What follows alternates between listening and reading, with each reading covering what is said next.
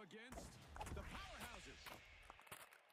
Team up, rack 'em up. It's TDM time.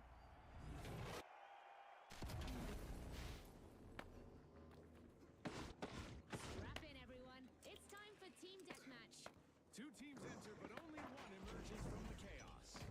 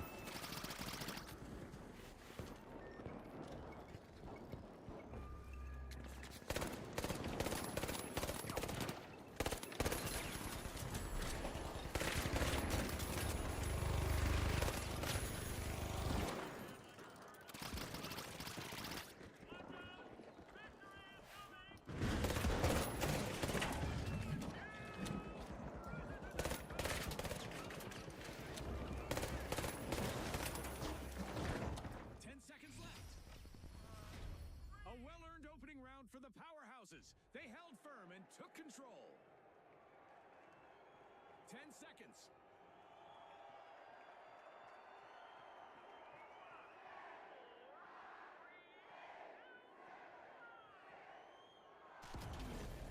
With momentum on their side, the powerhouses are charging toward victory.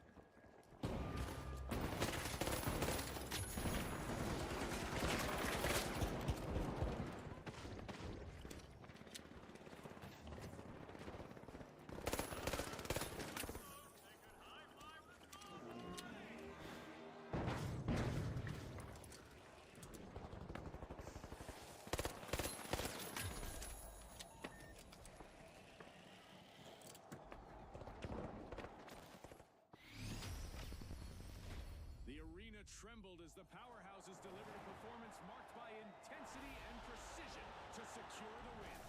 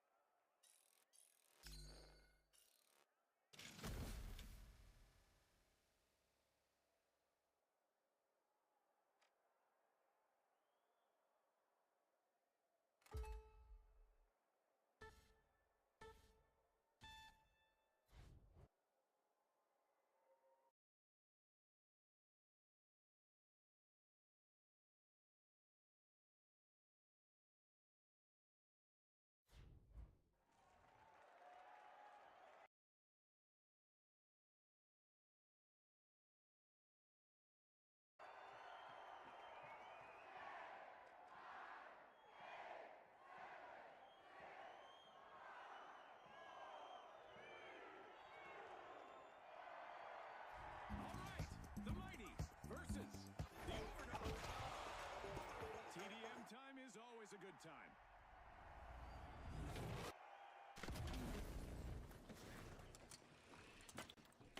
No cash outs today, people. Just chaos and all-out combat in the arena. Simple and brutal.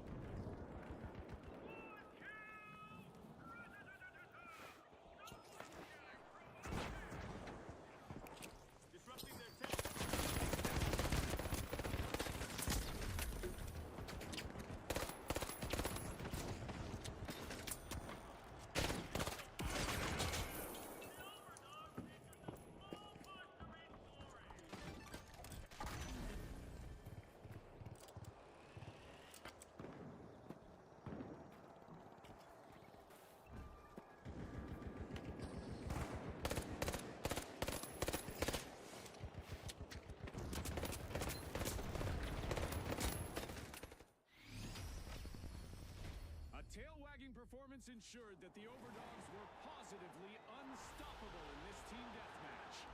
A big shout out for this outstanding win from all of us here at the finals.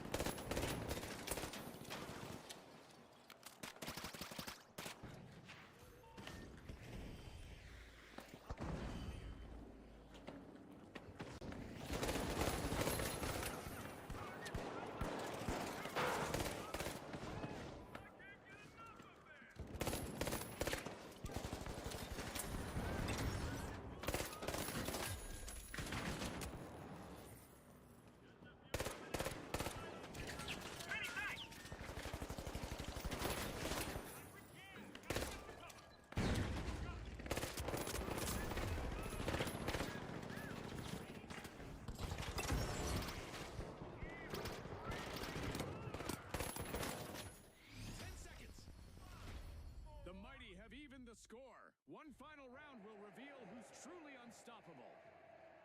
10 seconds left.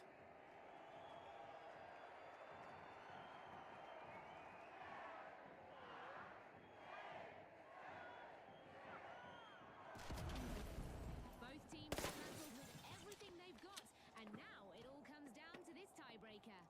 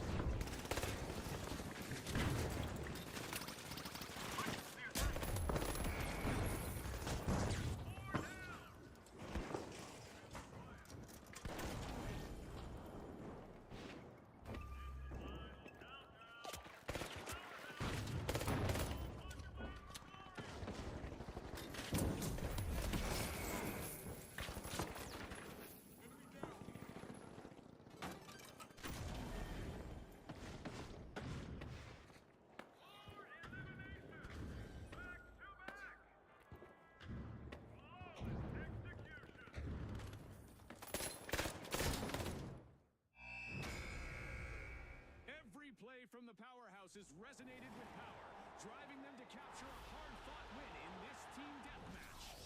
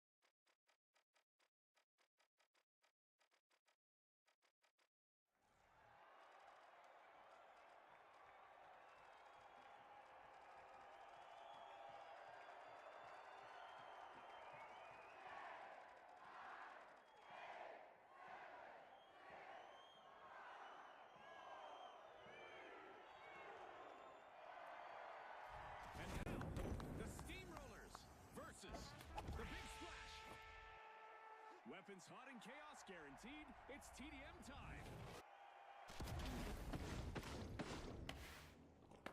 Ready, viewers? It's all about grit, glory, and staying alive. Survival of the fittest or the silliest.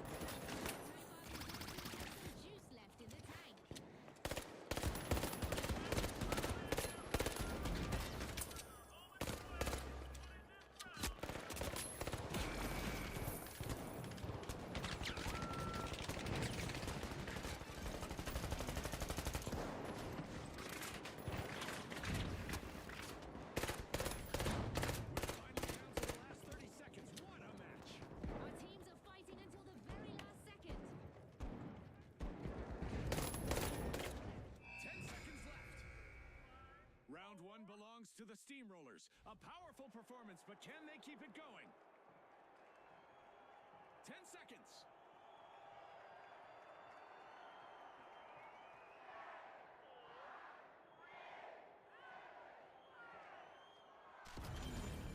After steamrolling through the competition last round, the Steamrollers are just one win away from victory.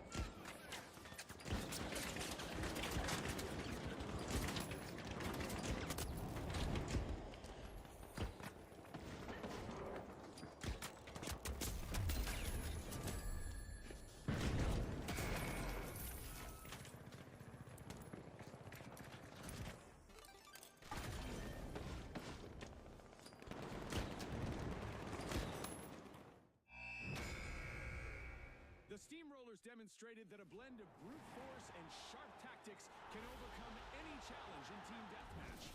Congratulations on a stellar victory from the entire team here at the finals.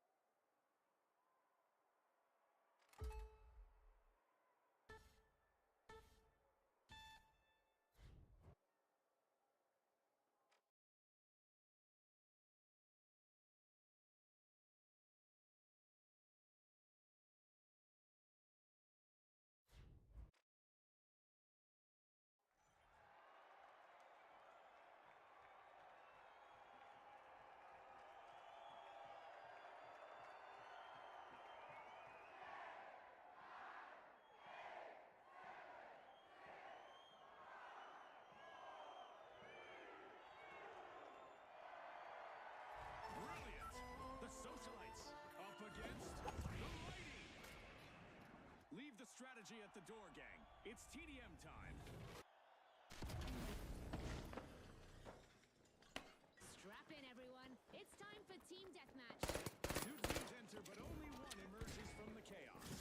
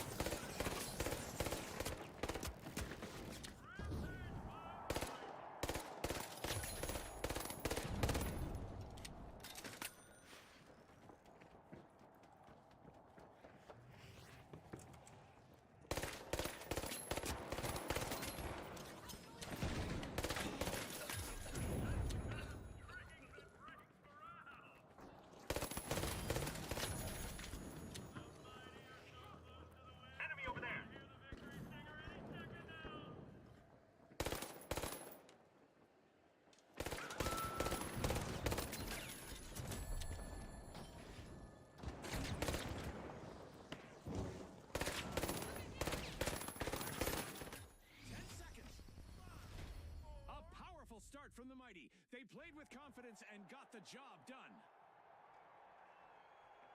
10 seconds.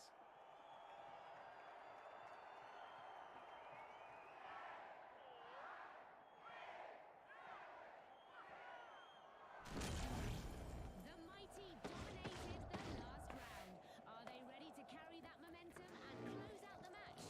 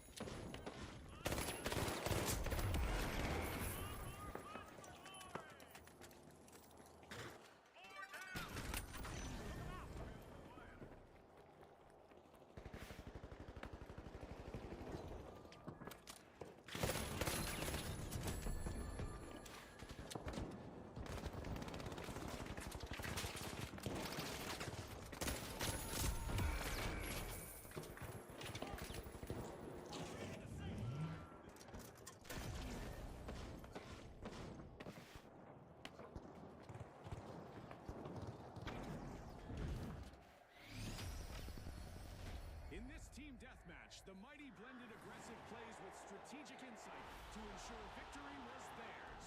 Congratulations on their impressive win.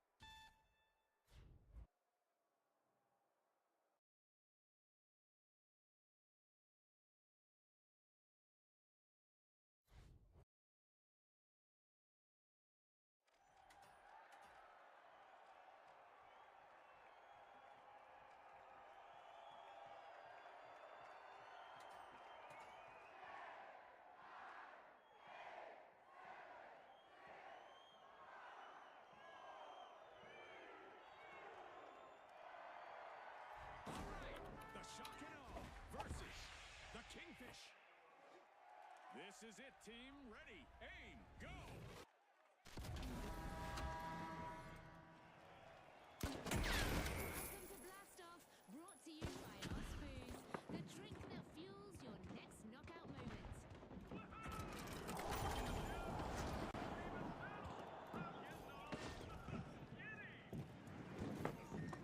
The momentum's unstoppable. Our initial elimination shifted the match into high gear.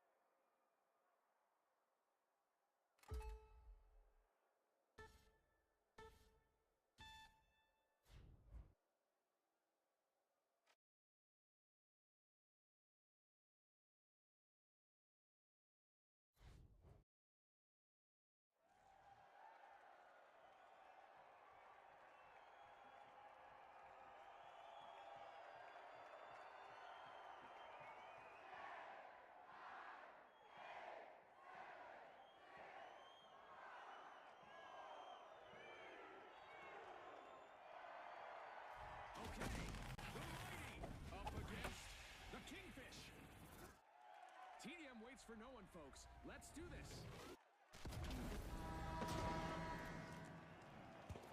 Buckle up, contestants. High energy, high stakes,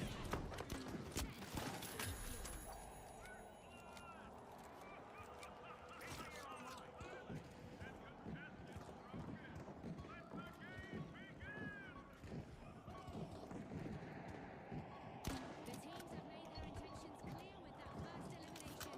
Now let the real showdown begin.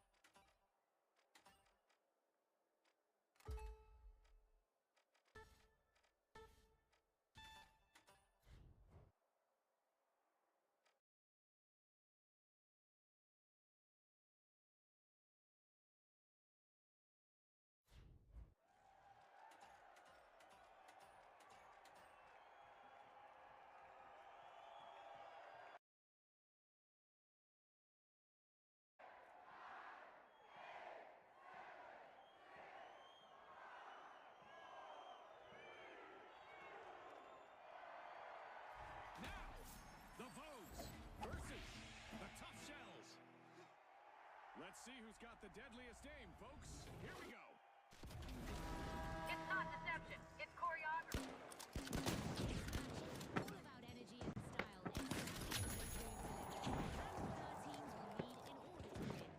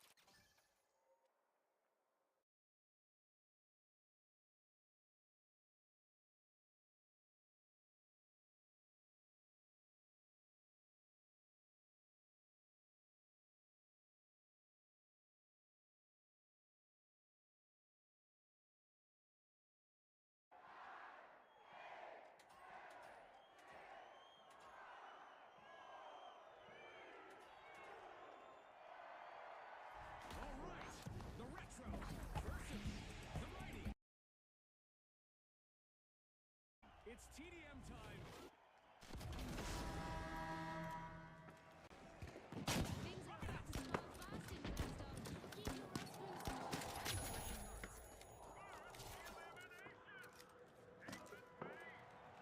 and brain hot. Time to get out my statistics tracker. We've got our very first elimination of the match.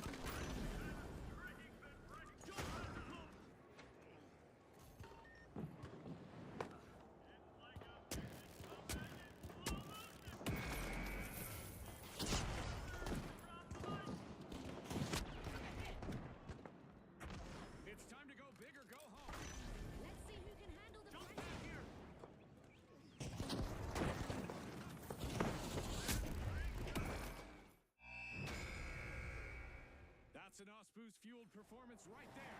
Cheers to our winners and our viewers at home.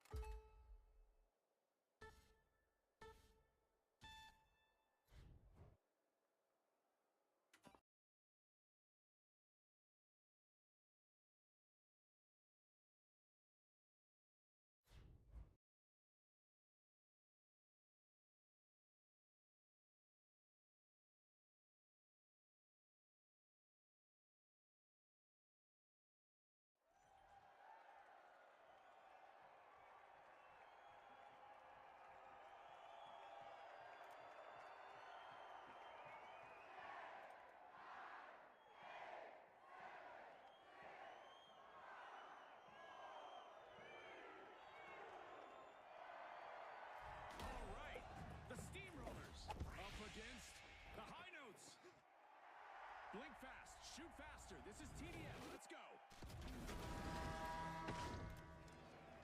It's time for the last round. Power core, stay charged, and let's see who burns brightest in the arena.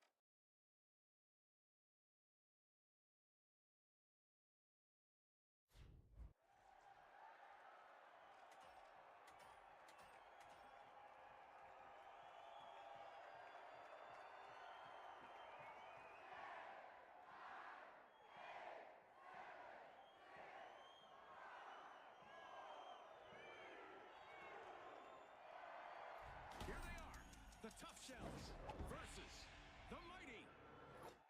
Here we go. Two teams, one goal, and max destruction. Welcome to Blast Off, brought to you by Osmoos, the drink that fuels your next knockout moment.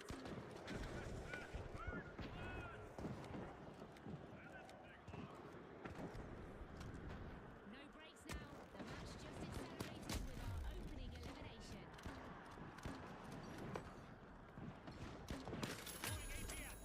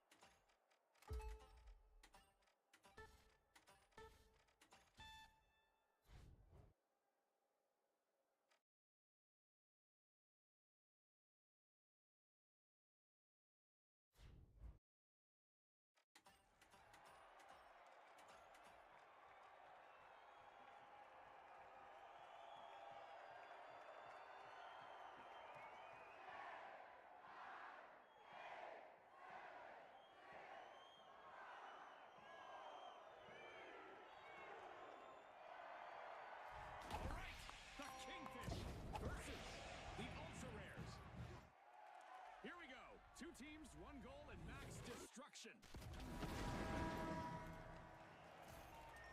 Buckle up, contestants. This one is high energy, high stakes,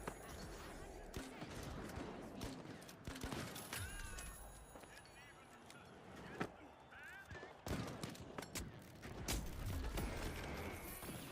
our first elimination is locked in.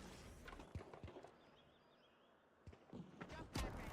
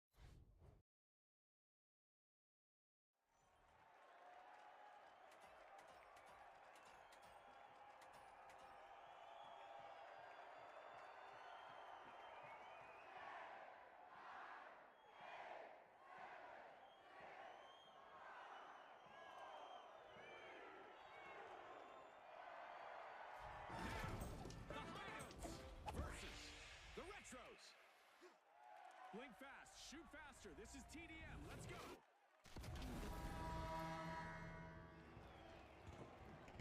It's time to blast off. Grab your Osboo's Sour Core, stay charged, and let's see who burns brightest in the arena.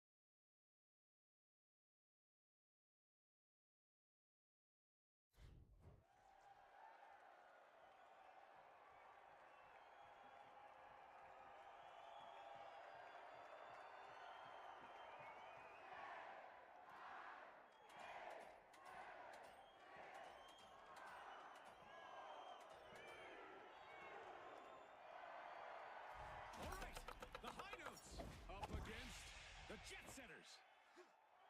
Blink fast, shoot faster. This is TDM. Let's go.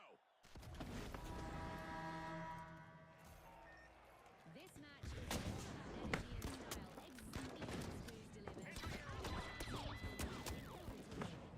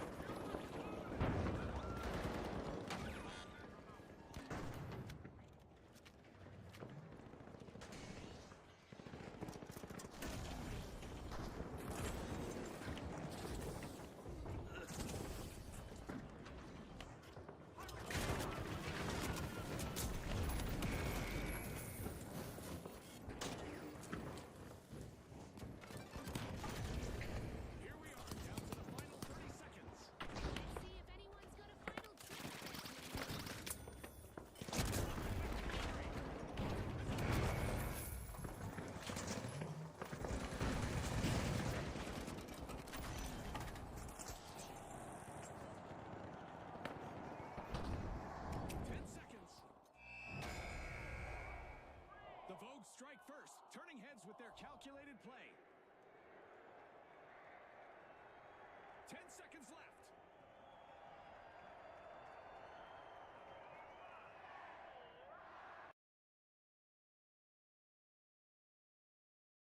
The Vogues are in fashion. One more stellar round and they'll be crowned champions.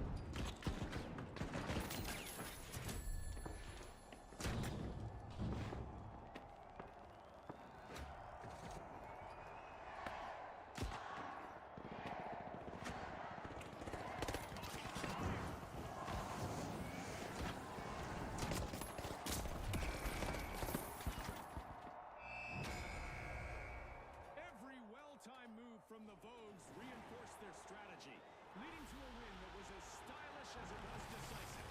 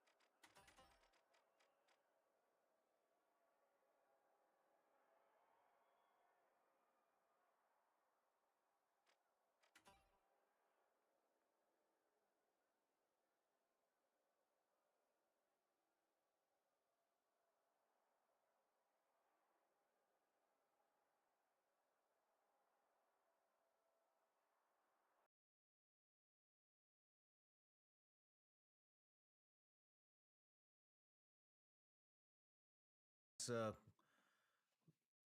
do they get in depth on what they're going to spend the money on, or is it just, hey, we need more money because we want to study these things? Are they saying, hey, They couldn't get real specific again, and it's just limited. Their knowledge is limited.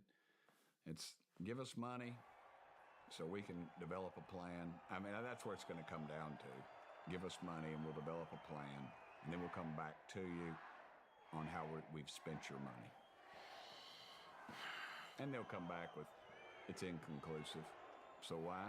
Because they can continue studying. If they found it and said, hey, we found life. We've got this saucer over here. We've got this group over here. They wouldn't need that money anymore. So obviously. So in your opinion, it's just complete nonsense? Yeah, give them more money to stay. Listen, if you're going to go to Mars, stick to your knitting. Go to Mars. If we're going to use you to track Soviet satellites, then let's do that. If we're going to, everything else, I think they just need to stick to knitting. Yeah. How about the UAP hearings in Mexico? Our one guy that's down there that was in ours, he went down there and he was legit. And they brought these bodies forward, and I don't know anything about them other than what I've read and what I've heard. They can get them up, noted ufologists have studied them, noted Mexican doctors. Mexican, it's not exactly the place I'd go for any procedures. I wouldn't get a splinter removed south of the border, and bring them up here. Let's take them to one of our research places, our top research places if they're serious. This is the same guy who was rumored to him the former thing where they had some mummies and they turned out they were just a bunch of, I think it was little Mexican kids that had died. And they put it years ago. It was a situation. He was rumored to be involved with that situation. Just, bringing forth something like that was just kind of. This is the same guy that put this on is the same guy that was. Yeah, allegedly. What's the point of it then? Why would they have this? Well, they come out now and say they're the first government to say there's UFOs. I just think, again, something they got took. I just don't think the Americans went down there with an open mind, and I'm going down there! I think they left disgusted. That's what I get. And the people I know that are in the serious people in this country, they didn't say anything because they don't want to. They've all confided in me that they thought it was pretty much a hoax. Just a publicity stunt or something. And the guy got in there, and he's probably rich. He'll travel the country.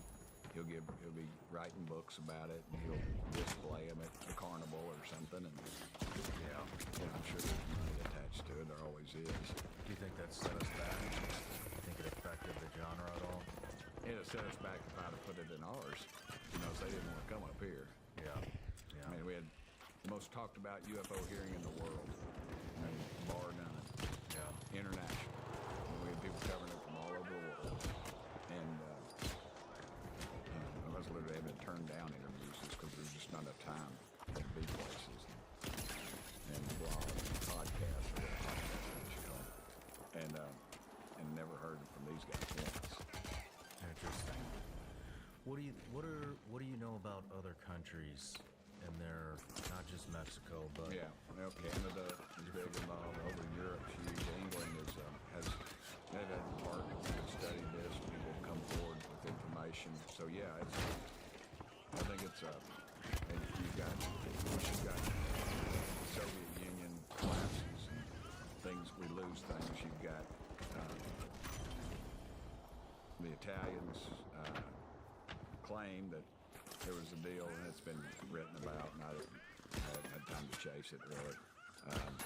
Some deal with the Vatican, and that they recovered, they sponsored an archaeological type thing, and they recovered something.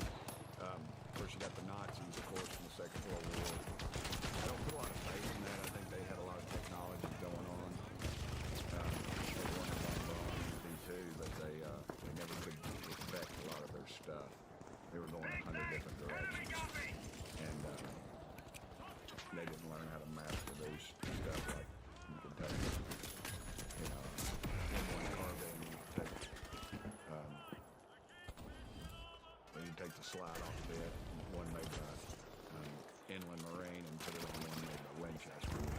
They couldn't do that. The Germans couldn't do that, and we mastered that. Mass production, similar. Something works, stick to it. Cheese works, produces stuff. They would have, they're intricate and very precise with their things, And that's it. Oddly enough, that's how they got a lot of the war done, is because they kept such incredible records of the horrible things they were doing with those poor folks. They hung those bastards after the war because they found a lot of information. Round one goes to the big But I think splash. there's, They dictated the pace, but they'll need to stay on top there's of been their some game. pretty well-documented cases all over the world.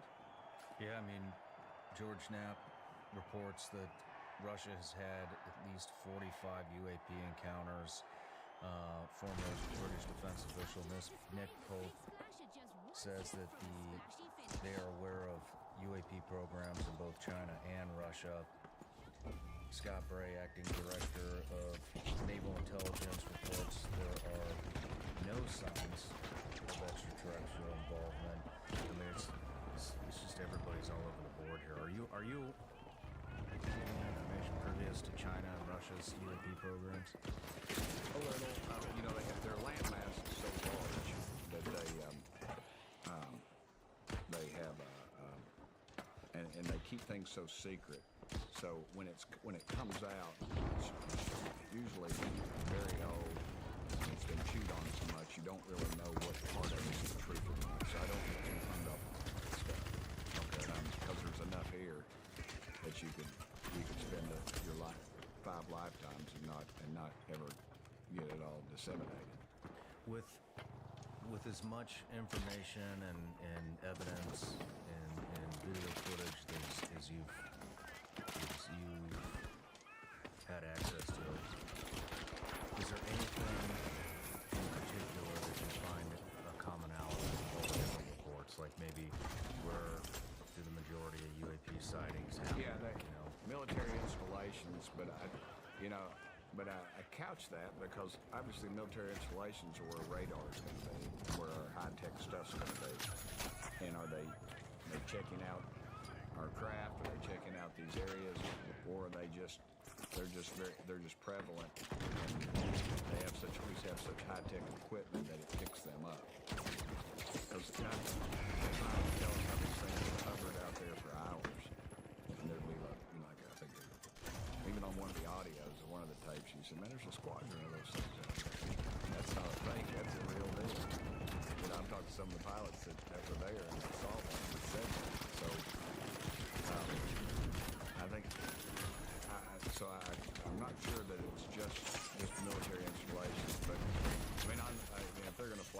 check something out, they're going to see where our best and brightest are, I would assume, and just checking us out.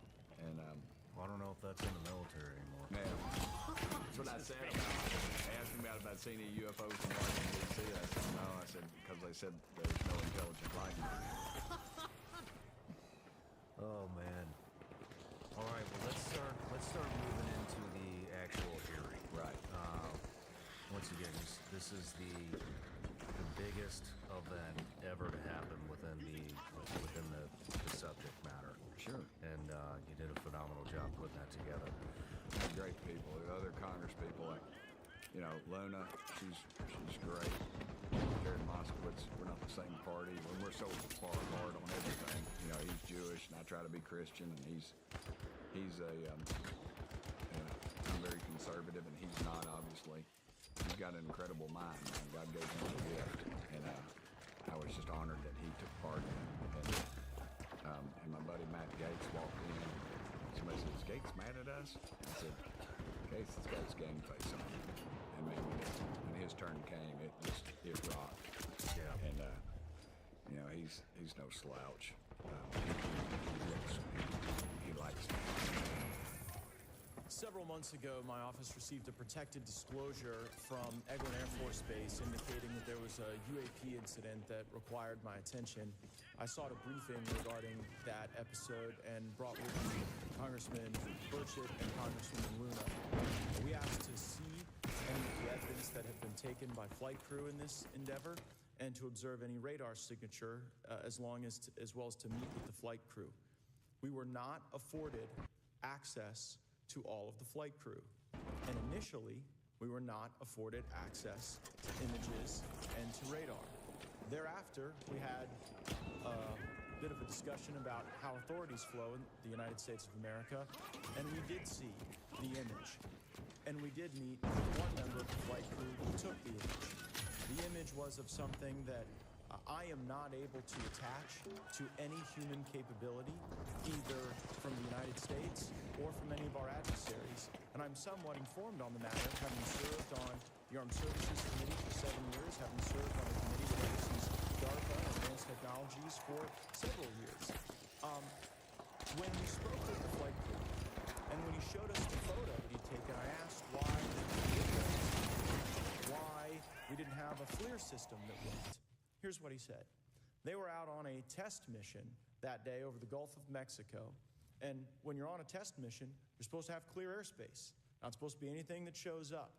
And they saw a sequence of 4 craft in a clear diamond formation for which there is a radar sequence that I alone have observed in the United States Congress.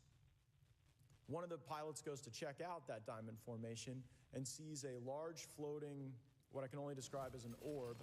Again, like I said, not of any human capability that I'm aware of. And when he approached, he said that his radar went down. He said that his FLIR system malfunctioned and that he had to manually take this image from one of the lenses, and it was not automated in collection as you would typically see in a test mission. So I guess I'll start with Commander Fravor.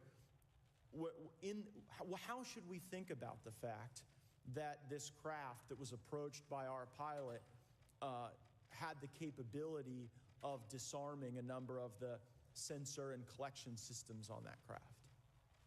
Well, I think this goes to that national security side, and you can go back through history of things showing up at certain areas and disabling our capabilities, which is disheartening. And for us, I mean, like I said, it completely disabled the radar on the aircraft when it tried to do it, and the only way we could see it is passively, which is how he got that image. So I think that's a concern on what are these doing, not only how do they operate, but their capabilities inside to do things like this. And how should we think about 4 craft moving in a very clear formation, equidistant from one another, in a diamond? In all of the phenomenon, perhaps, Mr. Grave, that you've analyzed, have we ever seen multiple craft in a single formation? I had one particular case, and that was during the Windows ritual. The recording on the AC clear system shows a single object that rotates you hear the pilot refer to a fleet of objects that is not visible on the FLIR system, and that was something that I witnessed during the debrief as part of the radar data situation awareness page. I would like to add, however, Congressman, there's small bit of anger, I would say. I would feel that those pilots are still facing that difficulty in reporting this topic, and they don't have the tools to be able to mitigate this issue. It just goes to show how serious this is and why this is such an important issue for our pilots and for our nation. It was stated explicitly to me by these test pilots that if you have a UAP experience, the best thing you can do for your career is forget it and not tell anyone. Because any type of reporting, either above the surface or below the surface, does have a perceived consequence to these people, and that is a culture we must change if we want to get to the truth. Mr. Chairman, I would observe that perhaps as we move forward from this hearing, there are some obvious next steps. Every person watching this knows that we need to meet with Mr. Grush in a secure, compartmentalized facility so that we can get fulsome answers that do not put him in jeopardy and that give us the information we need. Second, I would suggest that the radar images that were collected of this formation of craft out of Eglin Air Force Base, and specifically the actual image taken by the actual flight crew that we can actually validate, be provided to the committee, subpoenaed if necessary, so that we're able to track how to get this type of reporting and analysis done in a more fulsome way. That would be my recommendation, humbly, as a guest here at the Fine Oversight Committee. I yield. I will say it was very refreshing to see two sides come together. Yeah. Well, I asked AOC. She's a buddy of mine. I know her court she tells me about it. I still don't think she quite gets that I'm not out to get her. Like I'm gonna go up to the Bronx or wherever the heck she's from and beat her. She's gonna come to Knoxville, Tennessee and beat me. I mean, it's kind of, I used to kid Speaker Pelosi. I wish she would cuss me on the 6 o'clock news one time. I said that I could just stand on the corner of Kingston Pike and North Shore and just bust her basket. She said, "Why's that?" I said, "Because people will be throwing money at me."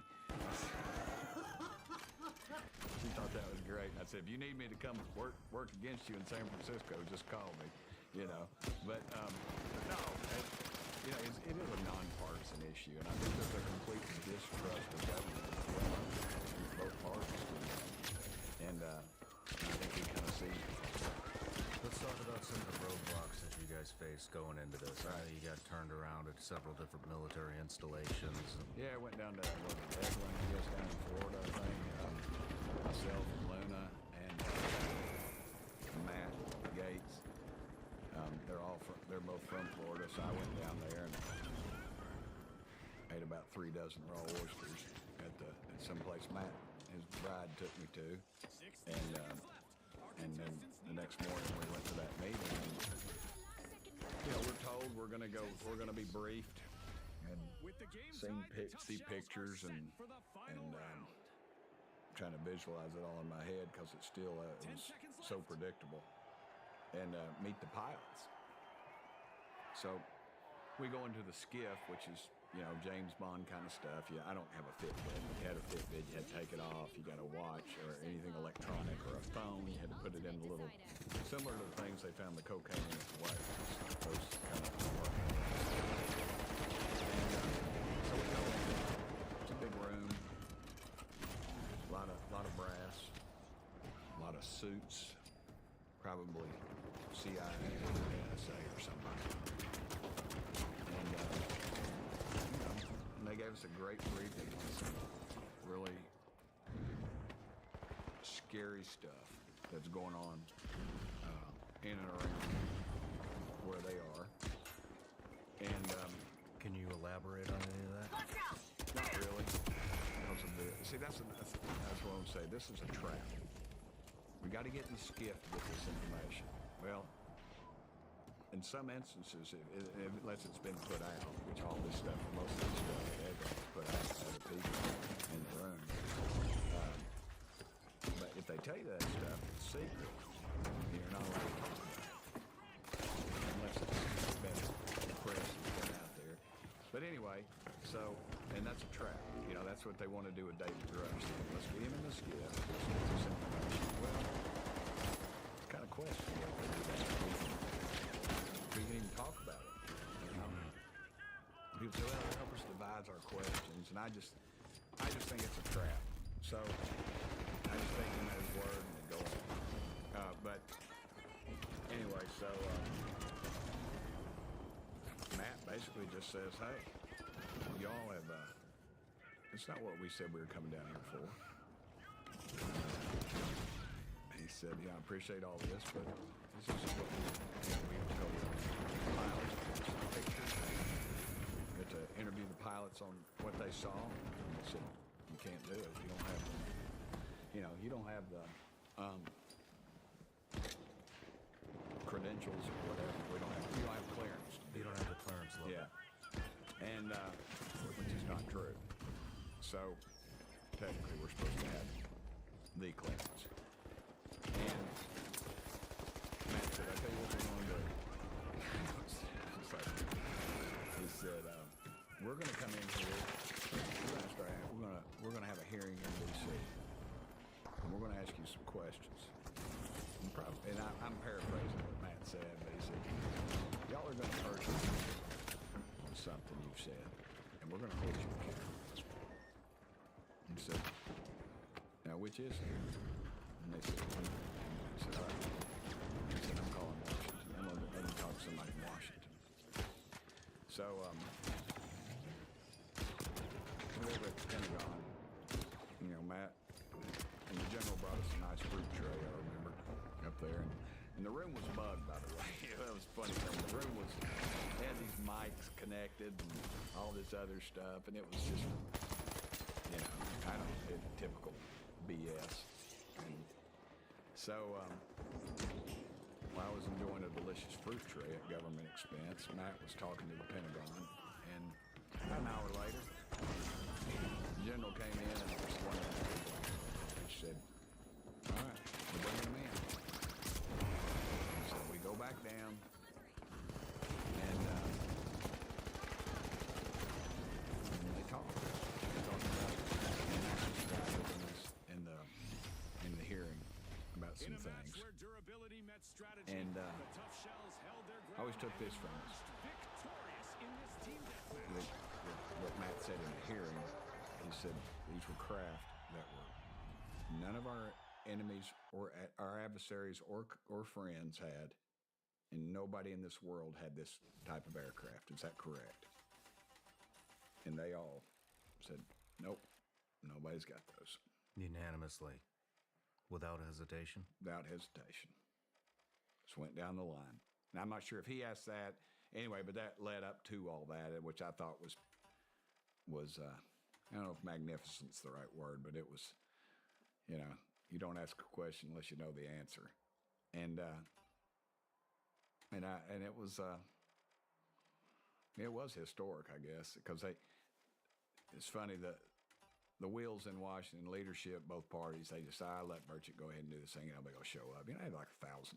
They said they had more people there than they've ever had at anything. I walked down the hall, and they were lined up around. People saw me and started clapping and getting selfies and stuff. I got up at I left the office at 4:30 that morning to go be on Fox to talk about the hearing coming up. People were already lined up, dude, outside the building at 4:30 in the morning. Met people from overseas that had flown in on their own dime. I remember that's what some kid came from Alaska. He said, I'm flown here on my own dime. I said, well, get in line, brother. And the hearing was, I don't know, 3 hours maybe, 2.5 hours. People never left. And they had, what you didn't see was they had a whole nother viewing room packed with people were watching it. Yeah. And so, people of all, white folks, black folks, different faiths, had a priest in there of all things who came to watch it. And a reporter told me they'd been there 15 years and said, Tim, and he named all these hearings that went on. He said, they've never had this much interest. Man. And that's what caught leadership off guard, I think. Did that surprise you? No, it did not. I thought they'd try to turn a lot of them away. You knew how much interest this subject carries. And we tried to have it's funny, we had a press conference. My press secretary, Rachel, said, boss, we're going to do this press event. The powerhouses. And I said, okay, whatever. And I didn't really think much of it. I just said, we're going to sit there and answer a few questions. Don't blink. And I was getting ready to walk into our conference meeting. It was caucus when I was in the state legislature. It's conference now. And I'm sorry I look off a lot. I'm trying to visualize because I can visualize it in my head what we were doing. I remember I was walking down the hall and a reporter set their microphone, handed it to the camera, and said, hey, Tim, can I talk to you for a minute? And this was a reporter from a major network. I said, yeah, bro, what's up? I thought maybe he's in trouble. I don't know. And he said, hey, you have this press conference called tomorrow, right? And I said, yeah. They put you in a room that's under construction. I said, this is a big event. You can't get in there. There won't be enough room for y'all to even hardly be in there. And I was like, really? And so we did some checking on the fact. Every step of the way. And that always just inspired me to push a little harder because even the press knows that there's something going on with this thing. And they got all this other stuff to cover. Hunter Biden, the president, all those shenanigans, cocaine at the White House, the border, and all these incredibly important things. But every reporter pretty much was on top of that thing. Yeah. Yeah. What other kind of pushback did you get? We had pushback from our own Republican staff, trying to discredit members. Apparently I was mistaken, but I was told I was going to chair this meeting. Yeah. And the day before I was told, no, in fact, you're not going to chair this meeting. Who makes that decision? That comes from on high. It's got to go through the speaker to the chairman or whatever, But it was fine. The guy that chaired it did a good job. And I don't think he realized, how big it was going to be. Yeah. Have the tiger by the tail. Was that McCarthy's decision? I don't know. I guess. It could have been the chairman. Could have been I just misunderstood. But if you saw any interview leading up to that Tim Burchett would be chairing this. Luna, she said I was going to chair it. Gates said I was going to chair it. Moskowitz said I was going to chair it. Everybody said I was going to chair it, and then I was told. But again, they asked. I got out there. I tweeted us out just to them, and I dropped it at that because I didn't want the issue to be me or what was going on. I wanted to be what was in that thing because that could have easily blown up into, we just walked off and then they would have been sitting there talking about Chinese spy balloons, which is what a lot of them wanted it to be about. That's what a couple of them brought up. They did. Folks like that are tied to leadership, and that's fine. I thought something funny was going on when they pulled you off that. In fact, I asked why you get pulled off, but we touched a nerve. We tried to do the select committee and intelligence. Another instance, one other thing before I forget.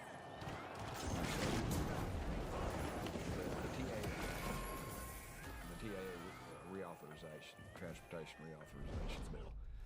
I had an amendment on it. Just said if a commercial pilot, not a armed forces, commercial pilot spots a UFO or UAP, that when they make that report, that it has to be made to Congress as well. The amendment was not even allowed to be heard. The whip came to me on the House floor and said the intelligence community, not the intelligence committee, but the intelligence community had some problems with that.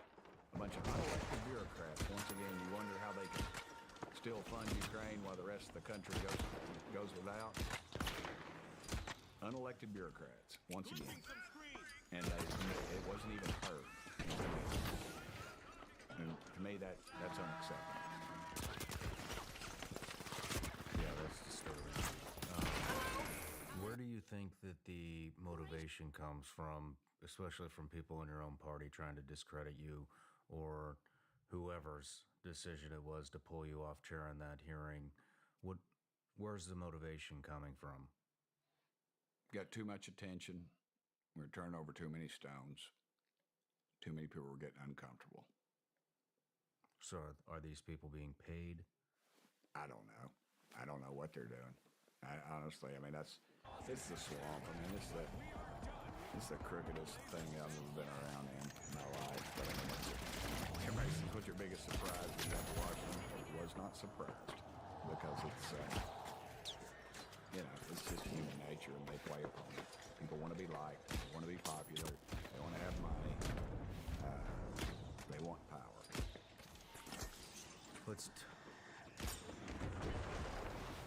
I think it may be coming from the reverse engineering, some of those reverse engineering projects, and maybe some of these military industrial complex companies may be paying people off to try to discredit. But I mean, they can take them to dinner one night and say, hey, we got this little condo down here at the beach. Why don't you bring your girlfriend or boyfriend or both down to the beach or something? And they get their tentacles into them, or claws into them, and then they just don't. And it's just they develop a relationship, and everybody wants to be liked. And I get it. I'm not angry. I'm not even disappointed. I'm not even surprised. It's just what I deal with on a daily basis, just about on any issue. It's the way it is up there. That's why it needs to change. Well, let's unpack the actual hearing now. Okay. So I'd just like to go through each guy's testimony, even though it was all kind of intermixed. But let's start out with the pilots. David Fravor. Commander Fravor. Thank you. Thank you, Mr. Chairman, Congressman, Congresswoman. I want to first thank you for the invitation to speak at the committee on the UAP topic that's been in the news for the past 6 years and seems to be continuing to gain momentum. As you know, my name is David Fravor. I'm a retired commander in the United States Navy. In 2004, I was a commanding officer of Strike Fighter Squadron 41, the world famous Black Aces. We were attached to carrier and 11 stationed on board the USS Nimitz and had begun a 2-month workout cycle off the coast of California. On this day, we were scheduled for a 2v2 air-to-air training with the USS Princeton as our control. When we launched off Nimitz, my wingman was joining up. We were told that the training was going to be suspended and we're going to proceed with real-world tasking. As we proceeded to the west, the air controller was counting down the range to an object that we were going to, and we were unaware of what we were going to see when we arrived.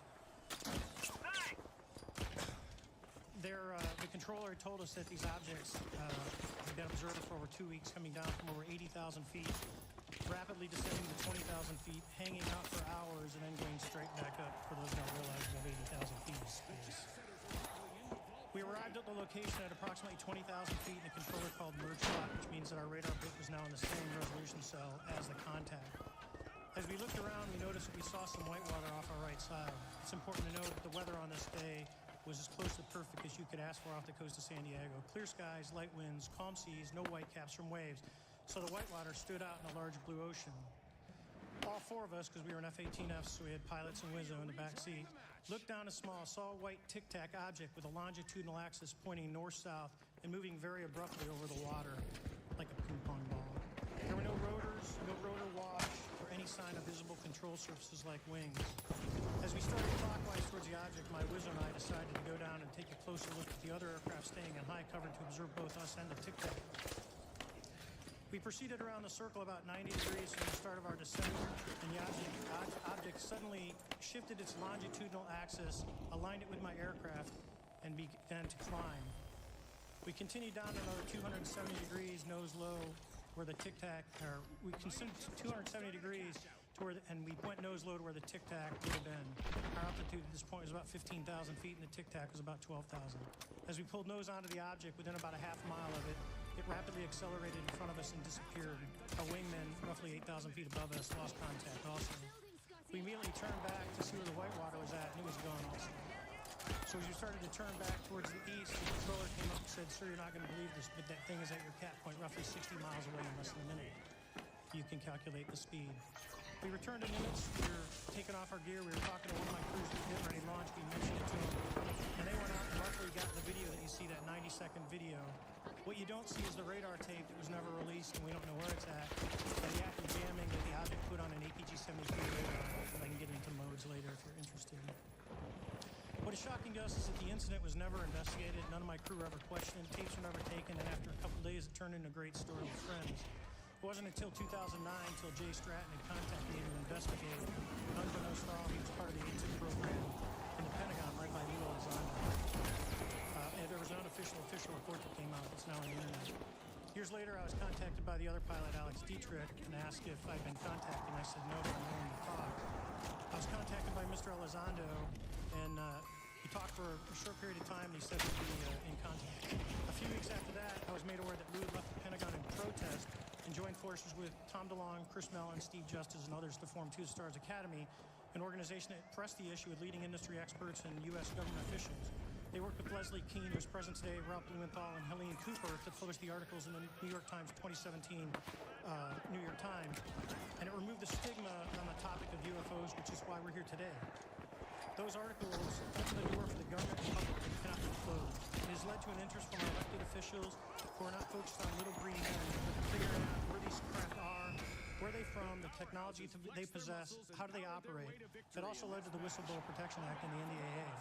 There are multiple witnesses coming forward to say that have firsthand knowledge, and Mr. Grush just covered that. What concerns me is that there's no oversight from our elected officials on anything associated with our government processing or working on craft.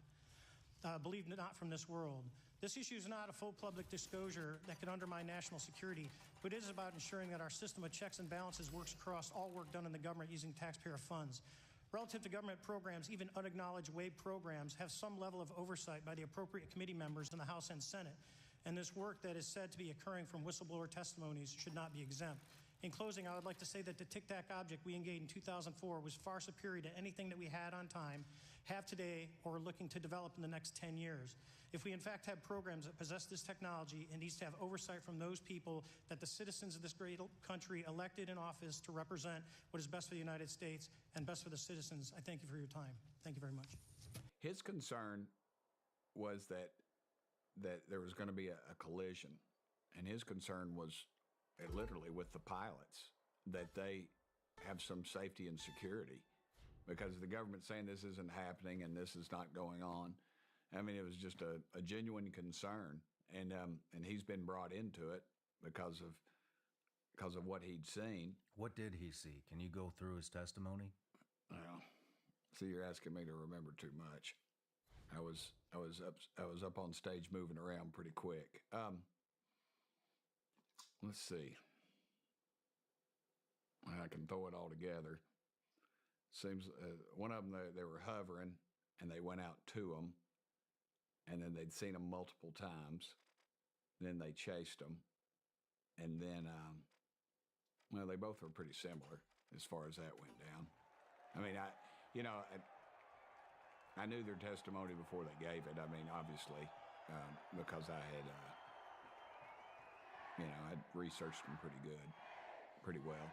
And all I wanted them to do was to get up there and just tell what they saw, and and show that they had nothing to gain from it, and maybe give them a little credibility, because I'm sure they've taken some abuse of it. Yeah.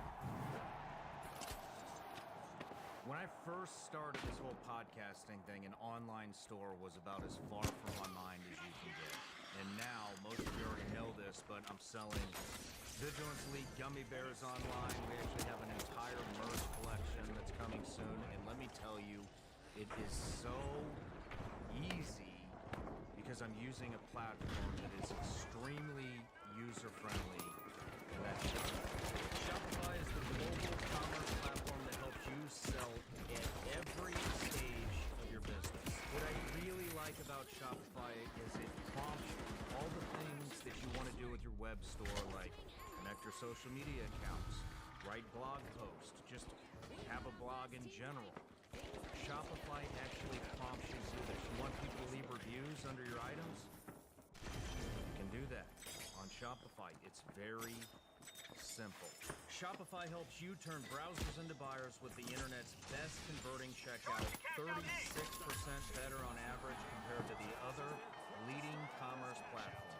Shopify is a global force for millions of entrepreneurs in over 175 countries and power 10% of all e-commerce platforms. can sign up right now for $1 a month at Shopify.com/Sean. That's all lowercase. Go to Shopify.com/Sean now to grow your business no matter what stage you're in. That's Shopify.com/Sean.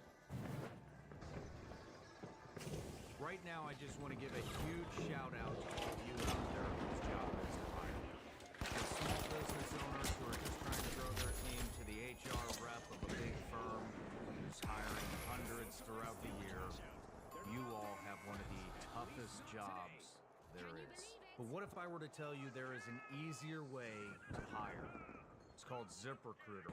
And right now you can try it for free by going to ZipRecruiter.com/SRS. Instead of you doing all the hiring work, getting everything together, packaging it up, putting it on every single social media app, your email list, everything, you just go to ZipRecruiter and it works for you. Once you post your job on ZipRecruiter, basically it sends it to 100+ different job sites so that you reach more of the right people.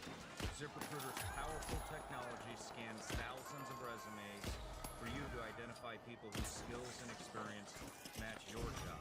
If you're hiring, let ZipRecruiter make your job easier. 4 out of 5 employers who post on ZipRecruiter get a quality candidate within the first day. See for yourself. Go to this exclusive web address to try ZipRecruiter for free. ZipRecruiter.com/SRS.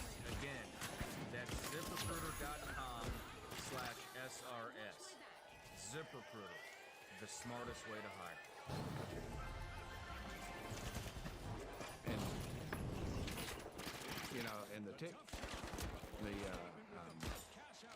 Tac videos, of course, because they're shaped like the candy, was the interesting thing to me is that it didn't show a heat trail. It went underwater. They followed them. They chased them. I'd say they chased them. They weren't really. They had the capabilities of just smoking them if they needed. I mean, they couldn't keep up with them. They went underwater at one point, and they didn't lose any speed at all. They went underwater. Yeah, they followed them, and they went underwater, and they came back out. And if you just followed their natural trajectory, big word for me, but if you follow the movement, they went, and then they just came back up. It just didn't even phase them. Did they see him underwater? At one point, in one of the things they could, but they were using, I forget which kind of infrared they were using to follow them. It wasn't infrared because it didn't show a heat signature. It was, well, I forget the technology, but it was, you know, I've watched those videos 100 times before because every time I'm on TV, they always show them. And, you know, and they keep saying they don't exist. The government says they don't exist, and yet they do. And I'm pretty sure one of the people you mentioned in the earlier segment might have had something to do with getting those out to the public. And so, well, I would love to talk to that individual. I'll work if you would make that connection kindly, please. We'll try to make that connection. But, you know, again, what I said in my opening statement was, we're not going to bring little green men in here. We're not going to flying saucer. All we're going to do is bring people out. Nothing to gain, basically, to get this stuff out there to the American public. Because they've been told for so long this isn't happening. It's not real. And these guys are going to tell you it's happened. And all 3 of them pretty much did. You know, it was almost surreal, really, because I kept, you know, my whole life, and I watch those TV shows, and it just makes me angry. They keep saying the government has this stuff, and these people won't let me speak, and I got in a position where I could put it out there. It was a pretty satisfying, just that we pulled it off. And you know, and as they were talking, a lot of the times they were talking, the camera would be on me, and I could talk to members of both sides of the aisle and encourage them in their questioning and where they were going with this stuff. And so it worked really well for all of us. The whole committee really worked well. Yeah. Let's move into Brian Graves' testimony. Okay. And what he wanted. So Brian Graves, also a naval pilot, first-hand account, saw UAP. Do you remember his testimony specifically? Yeah. The interesting thing about his was he saw it from compartmentalized it, never talked about it. I'll now recognize Mr. Graves for 5 minutes for your opening statement. Thank you. Chairman Brockman, ranking member of RCA, distinguished members of the House Oversight Subcommittee on National Security, Representatives Burchett and Luna. My name is Ryan Fobbs Graves, and I'm a former F-18 pilot with a decade of service in the U.S. Navy. 2 deployments in Operation Enduring Freedom and Operation Inherent Resolve. I have experienced advanced UAP firsthand, and I'm here to voice the concerns of more than 30 commercial aircrew and military veterans who have confided their similar encounters with me. Today, I would like to highlight 3 critical issues that demand our action. As we convene here, UAP are in our airspace, but they are grossly underreported. These sightings are not rare or isolated, they are routine. Military aircrew and commercial pilots, trained observers whose lives depend on accurate identification, are frequently witnessing these phenomena. The stigma attached to UAP is real and powerful and challenges national security. It silences commercial pilots who fear professional repercussions, discourages witnesses, and is only compounded by recent government claims questioning the credibility of eyewitness testimony. Parts of our government are aware of more of UAP than they let on. But excessive classification practices keep crucial information hidden. Since 2021, all UAP videos are classified as secret or above. This level of secrecy not only impedes our understanding, but fuels speculation and mistrust. In 2014, I was an F-18 Foxtrot pilot in the Navy Fighter Attack Squadron 11, the Red Ripper, and I was stationed at NAS Oceana in Virginia Beach. After upgrades were made to our jet's radar systems, we began detecting unknown objects operating in our airspace. At first, we assumed they were radar errors, but soon we began to correlate the radar track with multiple onboard sensors, including infrared systems, eventually through visual ID. During a training mission in Warning Area Whiskey 72, 10 miles off the coast of Virginia Beach, 2 F-18 Super Hornets were split by a UAP. The object, described as a dark gray or black cube inside of a clear sphere, came within 50 feet of the little aircraft and was estimated to be 5 to 15 feet in diameter. The mission commander terminated the flight immediately and returned base. Our squadron submitted a safety report, but there was no official acknowledgement of the incident and no further mechanism to report the sightings. Soon, these encounters became so frequent that aircrew would discuss the risk of UAP as part of their regular pre-flight briefs. Recognizing the need for action and answers, I founded Americans for Safe Aerospace. The organization has since become a haven for UAP witnesses who were previously unspoken due to the absence of a safe intake process. More than 30 witnesses have come forward, and almost 5,000 Americans have joined us in the fight for transparency at safeaerospace.org. The majority of witnesses are commercial pilots at majority of major airlines. Often, they are veterans with decades of flying experience. Pilots are reporting UAP at altitudes that appear above them at 40,000 feet, potentially in low Earth orbit or in the gray zone below the Kármán line, making inexplainable maneuvers like right-hand turns and retrograde orbits or J-hooks. Sometimes these reports are reoccurring, with numerous recent sightings north of Hawaii and in the North Atlantic. Other veterans are also coming forward to us regarding UAP encounters in our airspace and oceans. The most compelling involve observations of UAP by multiple witnesses and sensor systems. I believe these accounts are only scratching the surface, and more will share their experiences once it is safe to do so. In closing, I recognize the skepticism surrounding this topic. If everyone could see the sensor and video data I witnessed, our national conversation would change. I urge us to put aside stigma and address the security and safety issue this topic represents. If UAP are foreign drones, it is an urgent national security problem. If it is something else, it is an issue for science. In either case, unidentified objects are concerned for flight safety. The American people deserve to know what is happening in our skies. It is long overdue. Thank you. It was leaked. They said it did not exist. Then it came out, and they said it's a fake. Then I believe, correct me if I'm wrong, but he had his audio. They heard him talking, and they figured out who it was, and they went to him and said, "Yeah, that's me." No kidding. That's how they found out. I think it was sort of in that line from what I understand. It might get changed around a little bit, but what I understand, that's pretty much it. So he had never intended to actually come out. He was going to just let this die. Yeah, I mean, it was part of his duty, and he did his duty and went on about his business. Rest of it, I mean, that happened years ago. I don't believe he's even in the force anymore. Mm-mm. And he, But they talked about how they were hovering, and how they took off, and at the speed he took, it was just, we did the math, and it was just something. It would turn you and me into a blob. Yeah, I believe that was one of the questions was, could a human body even Withstand it. withstand these G's, the G-force? But it wasn't a gradual increase either. It was just whoosh, it was gone. And he they're very compelling. Again, why would he come back to endure any criticism over this thing when he's just doing his duty? And those are the guys, though, that they get interrogated and after it's over with, and they get a blemish on their record. And I wish that and that's too, if we were to come out and just admit that this thing's going on, as we've covered it up, and here's some proof we've got of it, they'd be clear. They'd be clear. Yeah, I think it was Ryan that was, his thing was blowback on pilots for coming out, correct? Yeah.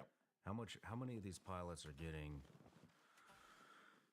I mean, it sounds like this really affects these guys' career if they come out and say, I think it really hey, does. I saw something. I think it really does. I heard one of them say one time that they came back and everybody was, they'd gotten some aluminum foil and made like a flying saucer. And when he landed on the aircraft carrier, they were, and they were dressed, guys were walking around with antennas on their heads and stuff, just making fun of him. They were just making fun of him. Get ready for a digital duel, at some folks. point, Welcome to you're like, Sis Horizon, where anything is possible. what the heck? This is going on. This is real. I saw what I saw, Okay. and these people don't believe it for whatever reason. The overdose. Do you remember? And finally, Do you remember both of them talking about the propulsion systems and how there was no sound, no? Yeah, no, and I don't know if they said, but I've been briefed or talked about The sun before. is out in full The force with excellent visibility in the arena. the heat signature is what they called it. It just didn't show. It just defies everything we know that we know currently, and the amount of power that it took was just beyond belief.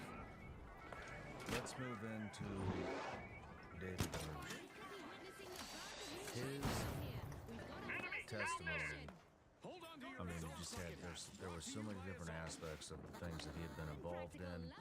It was kind of ironic that if I remember correctly, he never actually saw anything with his own two eyes. It was all things that had happened on the program that he was a part of.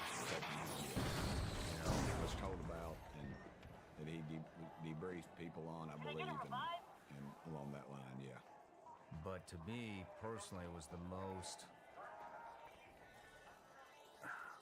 I can't really say in depth because it was so vague. It was, I got to tell you about this in a skiff. I got to tell you about that in a skiff. I can't answer this question unless it's in a skiff. But I guess I'll just say this. It was the one that caught my attention the most. This is an important issue, and I'm grateful for your time. My name is David Charles Grush. I was an intelligence officer for 14 years, both in the U.S. Air Force, both active duty, Air National Guard, and Reserve, active rank and major, and most recently from 2021 to 2025, or excuse me, 2023, at the National Geospatial Intelligence Agency, NGA, at the GS-15 civilian level, which is the military equivalent of a full-bird colonel. No stopping the mighty.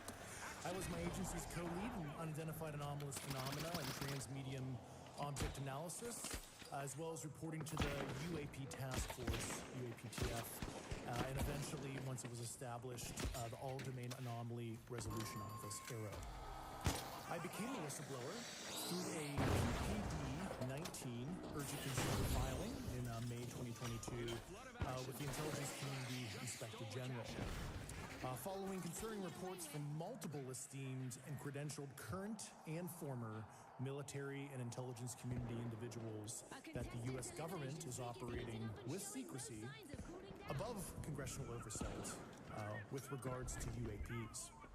My testimony is based on information I've been given by individuals with a long-standing track record of legitimacy and service to this country.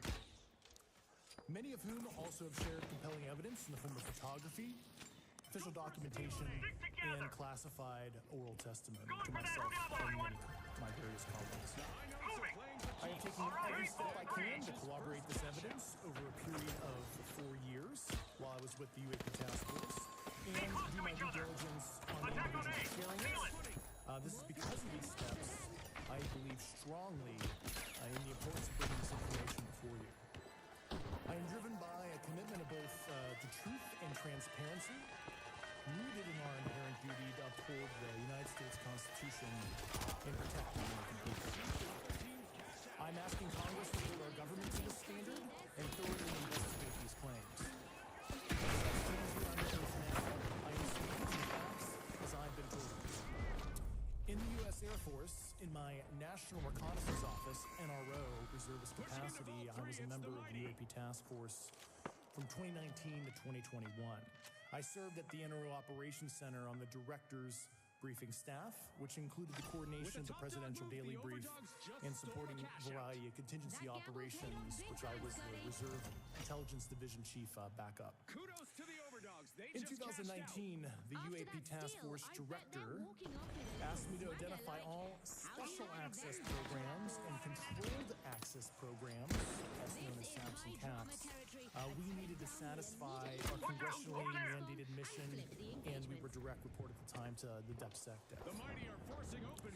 At the time, due to my extensive executive level intelligence support duties, I was cleared to literally all relevant departments and in a position of extreme trust both in my military and civilian capacities. I was informed in the course of my official duties of a multi-decade UAP crash retrieval and reverse engineering program, to which I was denied access to those additional read-ons when I requested it. I made the decision, based on the data I collected, to report this information to my superiors and multiple inspectors general, and in effect becoming a whistleblower. As you know, I've suffered retaliation for my decision, but I am hopeful that my actions will ultimately lead to a positive outcome of increased transparency. Thank you, and I'm happy to answer your questions. I'd say it caught the country's attention the most, and I said if you discredit him or everything comes out and says he's allowed to do that, it's two pilots. And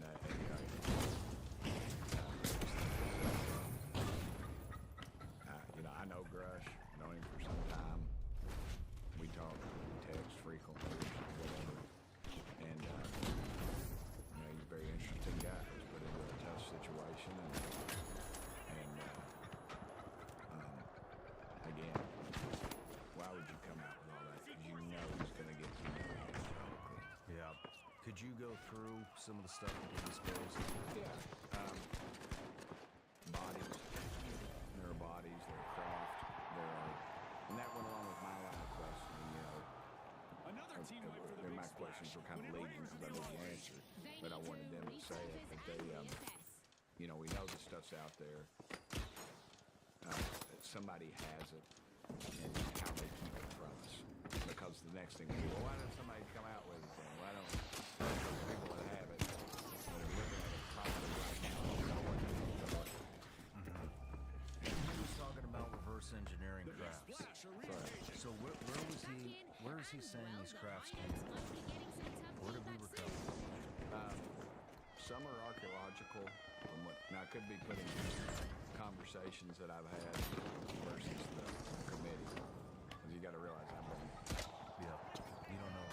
I've been in so much of these meetings, and people call me and I get information and talk to these guys or text them or whatever. But some of them are archaeological digs that people have found. Some of them are craft that crashed recently that have just been covered up. But there's cut off, I think, because of the technology. And that leads me back to that electrode, whatever, radio that we think maybe caused them some difficulty. That caused some of these crashes. And that our technology has moved past that now. So you're probably not seeing those type of those crashes happening, if they are happening at all, because we've moved past the technology that we were using in the 40s and 50s and 60s and maybe in the 70s, but it's transistors. So it was previous technology that was causing these things to crash. I What technology? It was a radio technology, some kind of radio technology we were using, and maybe in some of the radars that we no longer use. And I apologize, I can't even remember the name of it. I should have read up on it again, but it was.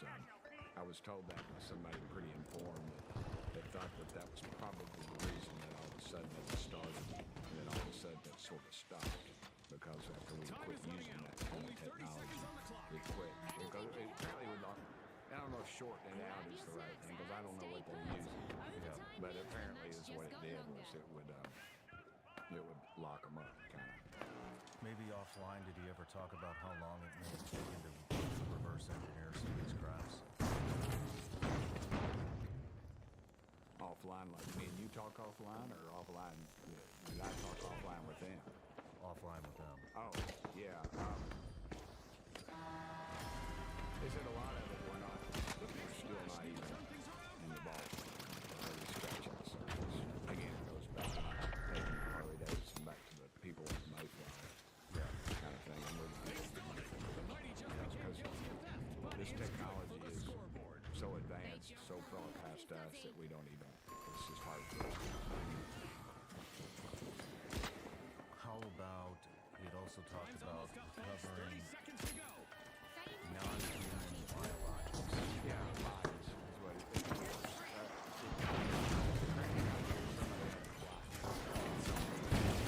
How they do that, I don't know. If you believe in that stated earlier, those are the pilots of this craft. As I've stated publicly already in my news meeting, biologics being disintegrates. Were they, I guess, human or non-human biologics? What a round for the mighty. Non-human, and that was the They finished in top assessment of spot. people They'll wanna with keep direct knowledge flexing on the their program I muscles talked in to the that are next currently round. still on the The program. overdogs also And was this documentary evidence, this video, photos, eyewitness? Like, how would that be determined? The specific documentation I would have to talk to you and Skiff about. I mean, not necessarily. We're doing drones. Yeah, we're doing Looks drones. like That's everything's correct. going to That's drones. correct. And maybe that's why some of them do, some of them don't. But I would think at some point we would, some kind of, you you look at the hieroglyphics and things, and some people have mentioned that there is, that there would, well, I know one of them told me, that I referred to earlier, told me that there was like, they wouldn't call it portholes, but it was obviously something a viewing type situation where What they do you could mean by that? they could see out of it, the craft. That was in the maybe the Mediterranean, I believe, where they were at the time in the Navy, and when the craft slowed down over them, that they could see when it was before it got to them, or when it's pulling out or whatever, they could see that there was obviously some kind of viewing apparatus in it. So, but yeah, I don't know. I don't get too hung up on all that. I just, like I said, my thing is that they continue to hide this.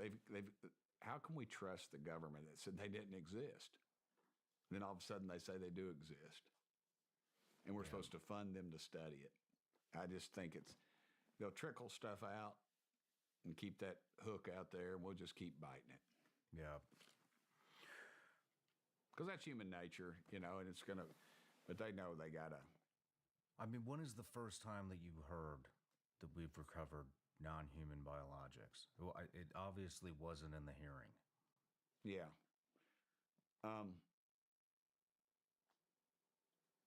I don't know, a couple years ago. What was your reaction? Not surprised. I mean, I'm not surprised at anything anymore, man. Every time I just go back to my statement about every night I will tonight. I'll go out and look at those stars every night. The light from that left before the time of Christ. I mean, that's incredible. That's over 2,000 years ago, dude. That light left that. And some of these stars we're seeing have imploded. They're already gone. They're already gone, and we're seeing the light from them just now. We're looking back in time. Right. That's fascinating stuff. It's too much to me. I can't really, in my little West Knoxville mind, it's too much for me to comprehend. Yeah. And that's why I don't get too caught up in all of it. don't really pick the sides on this thing. Yeah. And it's hard for me to recall specifics, a lot of the specifics in it, because honestly, I was so tired and so worn out when that committee finally rolled around, because we were just every roadblock. I mean, it was just weary almost, and they just wore us down. And that was part of the intention. I think they thought we'd throw in the towel, but we didn't. And it just got bigger and bigger. And by the end of that, I was running on fumes pretty much when the committee rolled around. I was just glad everybody got their questions asked and we got it documented. What was the most compelling portion of all three of these testimonies for you personally? What stuck out the most?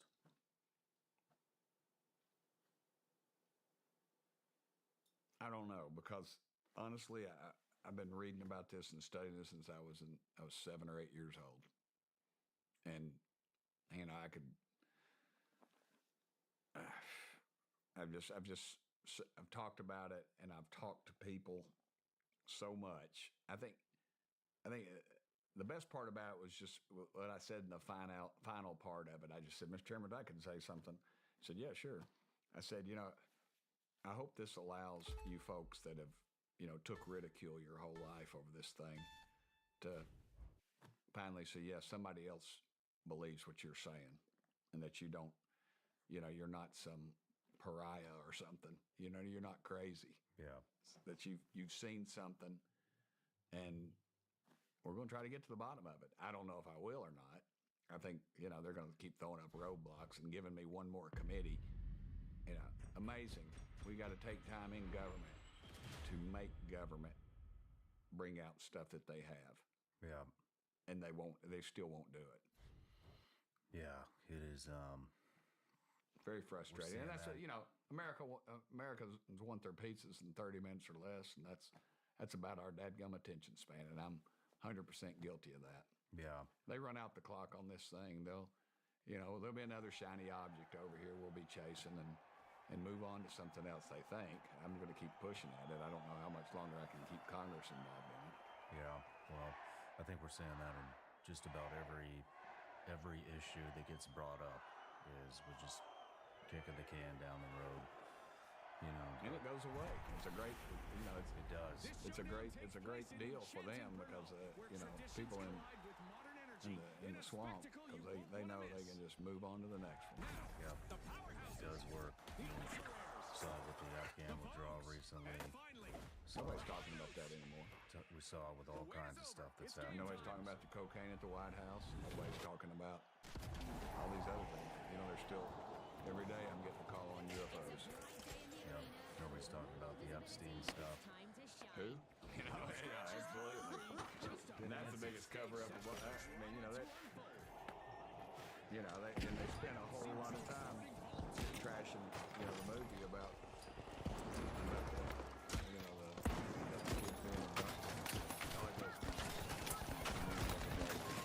somebody's breaking a new ring. Well, I don't care if it's, coming from on high or some trailer park somewhere, Yeah, they're definitely hiding something. They pulled my interview with Jim Caviezel down. I just woke up one morning and he's gone. I do not doubt that. And he was the main actor in that movie. But, back to Graves, there was one of the big subject matters in the hearing was government intimidation, blowback from coming out, and then almost right after that, they leaked that Bruges had PTSD medical information in his record. Yep. They tried to discredit it. And that was, I was told, straight from the intelligence community. They held on to that, and they leaked it to this. It wasn't even a mainline report. They could touch it. Yeah. And he got the scoop, and that's what reporters do. But it was, they were holding on to that. Yeah. Well, what happened after that hearing? A lot of what Grush had to say was, I want to talk to you in a skiff. Did you guys ever get the skiff? Did you ever get the... You never got the skiff. What's holding that up? No. I suspect somebody's got somebody's out here in leadership.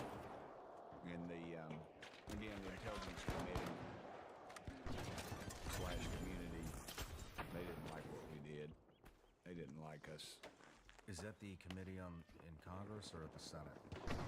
Well, there's one in both, but the Intelligence Committee in the House didn't want it. And, there's all these rivalries.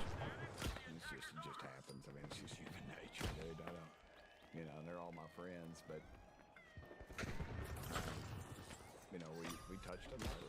We really did. And I feel like some people, said this stuff doesn't exist, and they made fun of it. And then leading all three stations, ABC, NBC,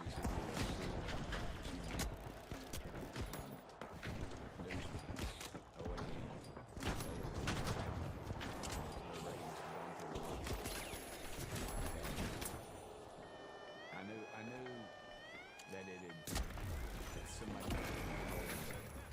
when Fox started, because it just was just everything. Yeah. And I'd go to a high school football game or something, and that's all anybody wanted to talk about. Church parking lot.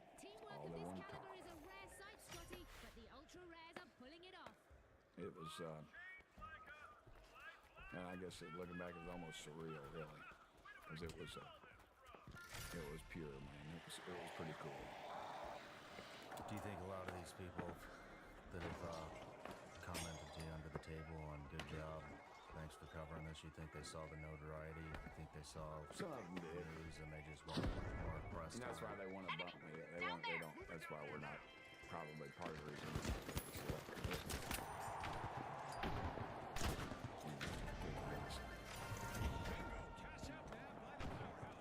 That's just part of the game.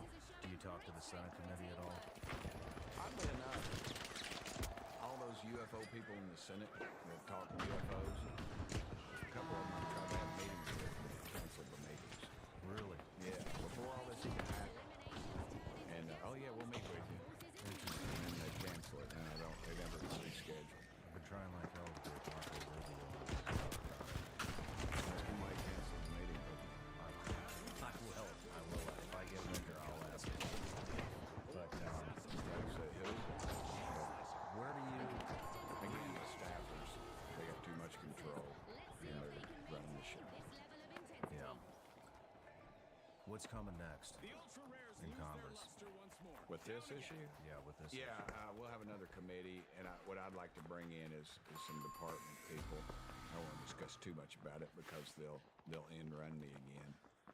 But we've got some pretty informed people that want to come in and talk about what's going on in their departments or what went on when they were there, and maybe hopefully issue some subpoenas, get some real information. This putting in the skiff, it's too edgy. It has to be leaked, out by the press, and then you can talk about it allegedly. I don't know. It's just ridiculous. And Too much red tape. Do what? Too much red tape. Well, it's that way on purpose. Yeah. Keeps the powerful in power, and they're the ones who make the decisions. You got to be there. You got to save yourself. Yeah. Do you know when the next hearing is going to be? Not yet. We'd like to have it pretty soon. I'd like to have it before the end of the year. Really? Yeah. I'd love to get out there for it. If I get a date, we'll get it fixed. All right. Really like the first call, as far as you know. Thank you. You'll be sitting there with a bunch of people and go, yeah, Tim Burchett said he's going to call me first. He called me first. I'll jump in for my seat. All right, one more subject before we wrap this up. I love talking about this subject. What's your opinion on it? I think it's reality. I just don't think we've got it. We got that genie in the bottle just yet, or if we do, they're not putting it out because it would put them all out of business. We wouldn't have these wars. Imagine all that energy we spend on the energy. I mean, not like energy is in, nuclear or anything like that. All that energy, brain width, we spend on all this stuff and all these wars, and all these people that die. We wouldn't need it. We wouldn't need it. Imagine this world just united behind something. I don't think they ever will, but if it limited what we would be fighting for. Let me backtrack just real quick for the audience. So zero-point energy is basically technology that enables energy to be free. That means no more utilities, no more fossil fuels, no more any of that stuff. Everything is just powered by energy that is free. And supposedly Nikola Tesla figured this out a long time ago. And Look at that, man. yep, confiscated all of his research. Guy there, alone in a motel room. The ultimate owner made. Broken. Guy that invented the hydrocar. The ultra rares are collected Mysteriously. Yeah. And he might fight. And it's like a spawn. And all about it. So you think zero-point energy is lightning? Yeah, if you look at, you know, you say, oh, they make fake diamonds. Well, they're making fake diamonds. And everybody that does it gets bought out. I mean, I've seen well-sourced media programs on these fake diamonds, you know, they're going to put the beers out of business and all this other stuff. And we're finding out these so-called rare earth minerals. Well, guess what? They're not that rare. They're around, and we've just created all these bogus environmental rules to keep us from getting them. Or, Time for our contestants to dig deep. and then certain areas are allowed to get them. A lot of the people said that that was the biggest marketing scam ever. What's that? The diamond. Oh, the diamond, yeah. Absolutely, because they allow a certain amount to go out to their brokers, to their market, to their marketeers, to the beers and some of them control it. So zero-point energy, who do you think holds the technology? I don't know, it'd have to be, A strong performance we mentioned the also industrial by war the complex, Vogues, these which will see them advance to multinational the next corporations. round. Do you think it's Lockheed? I think Raytheon, probably they these got guys? some. They'd have to have input in it. You know, they control it, but yet you know they're still developing their jet engines and everything else through the process. But because that's keeps their money. Once that 0 point comes out, they're all out. Yeah. So I feel like if they have it, they're holding on to it to keep us from getting it. Interesting. Well, Tim, Thank you, brother. It's been a pleasure. I appreciate the time. It was an honor to have you here. I can't wait for the next hearing, and we'll be watching. In 1958, a company known as Monroe Industries began funding a research project where they were studying accelerated learning through practical environmental changes. Well, as a result of their findings, in 1971, the research project actually expanded, and what's now known as the Monroe Institute was founded. Now, what exactly is accelerated learning through practical environmental changes? Well, essentially what the Monroe Institute is doing is they are studying and developing psychic-type abilities. Now, a lot of you probably think, oh, this is kind of out there. Well, you might want to know that the Central Intelligence Agency has actually funded and invested a very significant amount of money into the Monroe Institute to develop remote units. Now, here today on the Sean Ryan Show, I have an ambassador of the Monroe Institute. He's a good friend of mine. Ladies and gentlemen, if you haven't yet, please head over to Apple and Spotify. Leave us a review. Tell us how we're doing. Like, comment, and subscribe to the channel. Many of you already know this. We have a ton of raw reels. We see you guys taking our content, repurposing it. Made it easy for you. There's a link below in the description. It's got tons of raw reels for you. You can download them for free. Do whatever you want with them. Monetize them. Make money. Ladies and gentlemen, without further ado, please welcome my good friend, Sean Webb. Sean Ryan Show. Cheers.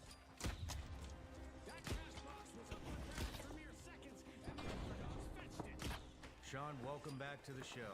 Thank you. So, we did a previous episode talking about the dangers of AI and how it's going to manipulate the entire population, how to combat it, which was fascinating. fascinating. We're recording a second episode just a couple hours after that, so anybody who has not seen that, I highly encourage you to go back and watch the previous episode we shot. It is some of the most intriguing content we've ever recorded here. And so today, so you're no stranger to the show, so today we're going to get into the Monroe Institute and remote viewing, how you got involved in that, what's the Monroe Institute, talk about some of the stuff that the CIA and the Monroe Institute have collaborated on when it comes to remote viewing and Nice. yeah, I am super pumped about this episode as well. We took a long lunch to reset our brains from the previous one. We're recording two in one day, but because it's a separate episode, everybody always gets a gift, no matter how many times you come on the show. You got any ideas? I don't know. Let me guess. Come on. Come on. The mighty denied a cash out. Nice. Yeah. Vigilance Elite gummy bears. I feel like I just gave you the exact same bag with the exact same Vigilance League bears. Thank you for regifting it. About 4 hours ago. Back to me. So yeah, I'm gonna eat them. I'm sharing with my son. you should. Yeah. You should. I'll give you some extra ones. Nice. Since we're doing Appreciate it. 2 episodes. But anyways, digging into, I've been very interested in the topic of remote viewing and the Monroe Institute. I found out about the Monroe Institute several years ago, just kind of digging around at some stuff in remote viewing. I've seen some things. I've seen some things. Let's just say I've seen some things overseas. I've seen some people brought in, and or The overdogs are let me crowding rephrase the that. floor. I haven't seen these things. I know people who I've worked with who have seen these. So they've used remote viewing for Yes, operations, yeah. and It's effective. it ever since that got put in my ear, I have just The been overdogs have kicked off a cash out. intrigued by it. Yeah. And been wanting to dive in. I haven't. The Monroe Institute has been a topic on. I have a sheet of different topics that I'm very interested in that I want to interview people about, and on the same sheet is a list of names, like a dream list of who I want to interview. Yeah. Monroe Institute and remote viewing has been on there. It was one of the first things I put on the list, and then we had a conversation and about somebody else who you were prompting me to kind of get on the show and hope that happens. And then we got into a detailed conversation, and I was like, hey, you got to get it. We got to do this. We got to do this. And so thank you for coming, man. Thanks for having me back, man. I really appreciate it. Yeah, it's I know this one's just gonna be just as I love this topic. me too. So let's just get right into it. What is the Monroe Institute?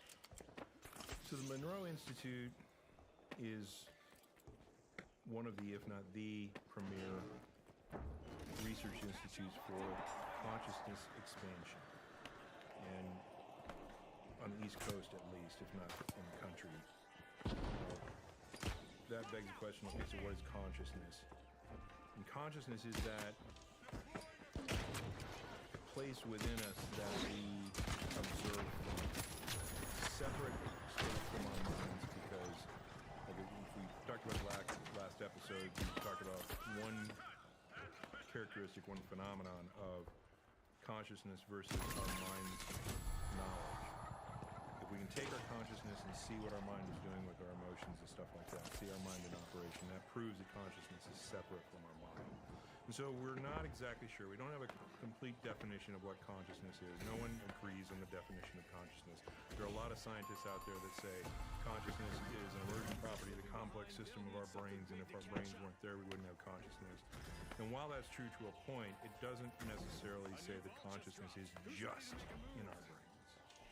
And I feel that the evidence that science has put forward is that consciousness is actually out beyond our bodies as well as something we experience through our bodies. But when you reach out of your body into consciousness, you can do things like and to see into the future, to discern information, which, by the way, comes from a study that was done 90 times in 33 different independent labs in 14 different countries that showed human beings can literally look into the future regarding a task that they're doing now.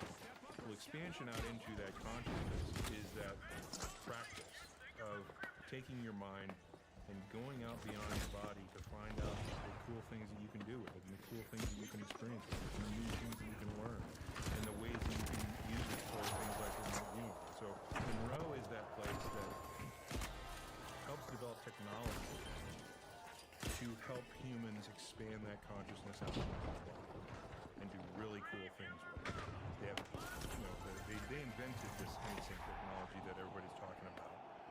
They're the place that the CIA had that report out on the internet that was popular on social media just recently of, the gateway tapes and the gateway protocol. They invented that, and that's what the government was using and experimenting with and researching regarding expansion of consciousness, using the human's innate ability to reach out beyond the body into consciousness to do cool stuff. That's what Monroe is. Are they just into, I shouldn't say just, but is the focus remote viewing, or is there other aspects of consciousness that they're researching? There are other aspects. They're number one in remote viewing because of their history of helping to develop a training program for the CIA and military industrial remote viewers that they developed a program for. They trained people in the government as remote viewers for a number of years before they actually had their own program set up. And that's kind of their pedigree and their history, is being the top place that trained all the remote viewers and put together a training program that allowed for people to do that kind of cool stuff. But then they branched out into other stuff, like Bob Monroe, who started the Monroe Institute, who's no longer with us. He was interested in all kinds of cool stuff and the utilization of technology to expand consciousnesses in multiple places. So now they got courses on how to reach out and communicate with extraterrestrial entities, like, some crazy fringe stuff. But they also have other stuff like how to train yourself for potentially having out-of-body experiences and extending your consciousness out to go see things, not in a remote viewing fashion, but to go see other places and other things that aren't local to your body consciousness. And they've got all kinds of stuff, and they do some, it's almost like a philanthropy or an outreach to spirits. One of their programs reaches out to lost souls that haven't found their way to their final destination after their death. They're confused about, where they are and what happened, and they lost their life suddenly, and they're just wandering around. And they have a program that's designed to help go out and reach those folks and lead them into a place where they can, finally get to their final destination.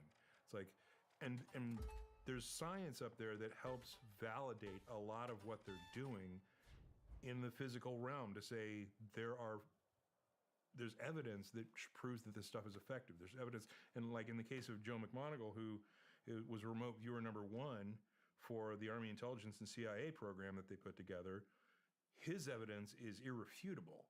Like, that's on government record that he did all this stuff and was able to go to other places from his living room in Virginia and then out an entire nuclear sub-program for the Russian military, where he was the only one in the room who drew the sub with all these characteristics, and then it proved to be completely accurate. And he drew it from his living room in Virginia. That is the most remarkable. When we spoke on the phone, yeah, and he told me about that, that is the most remarkable remote viewing piece of information I've ever heard. That's not even his best one, but it's pretty impressive. You want me to tell a story? Not yet. We'll get to that. Okay. We'll get to that. I want to stick with the Monroe Institute, Bob Monroe. Yeah. And how long has the Monroe Institute been around? Since the 60s, I believe. Since the 60s? Yeah. And finally, the how did? They're stepping So up. Let I'm the battle very commence. interested in what you know.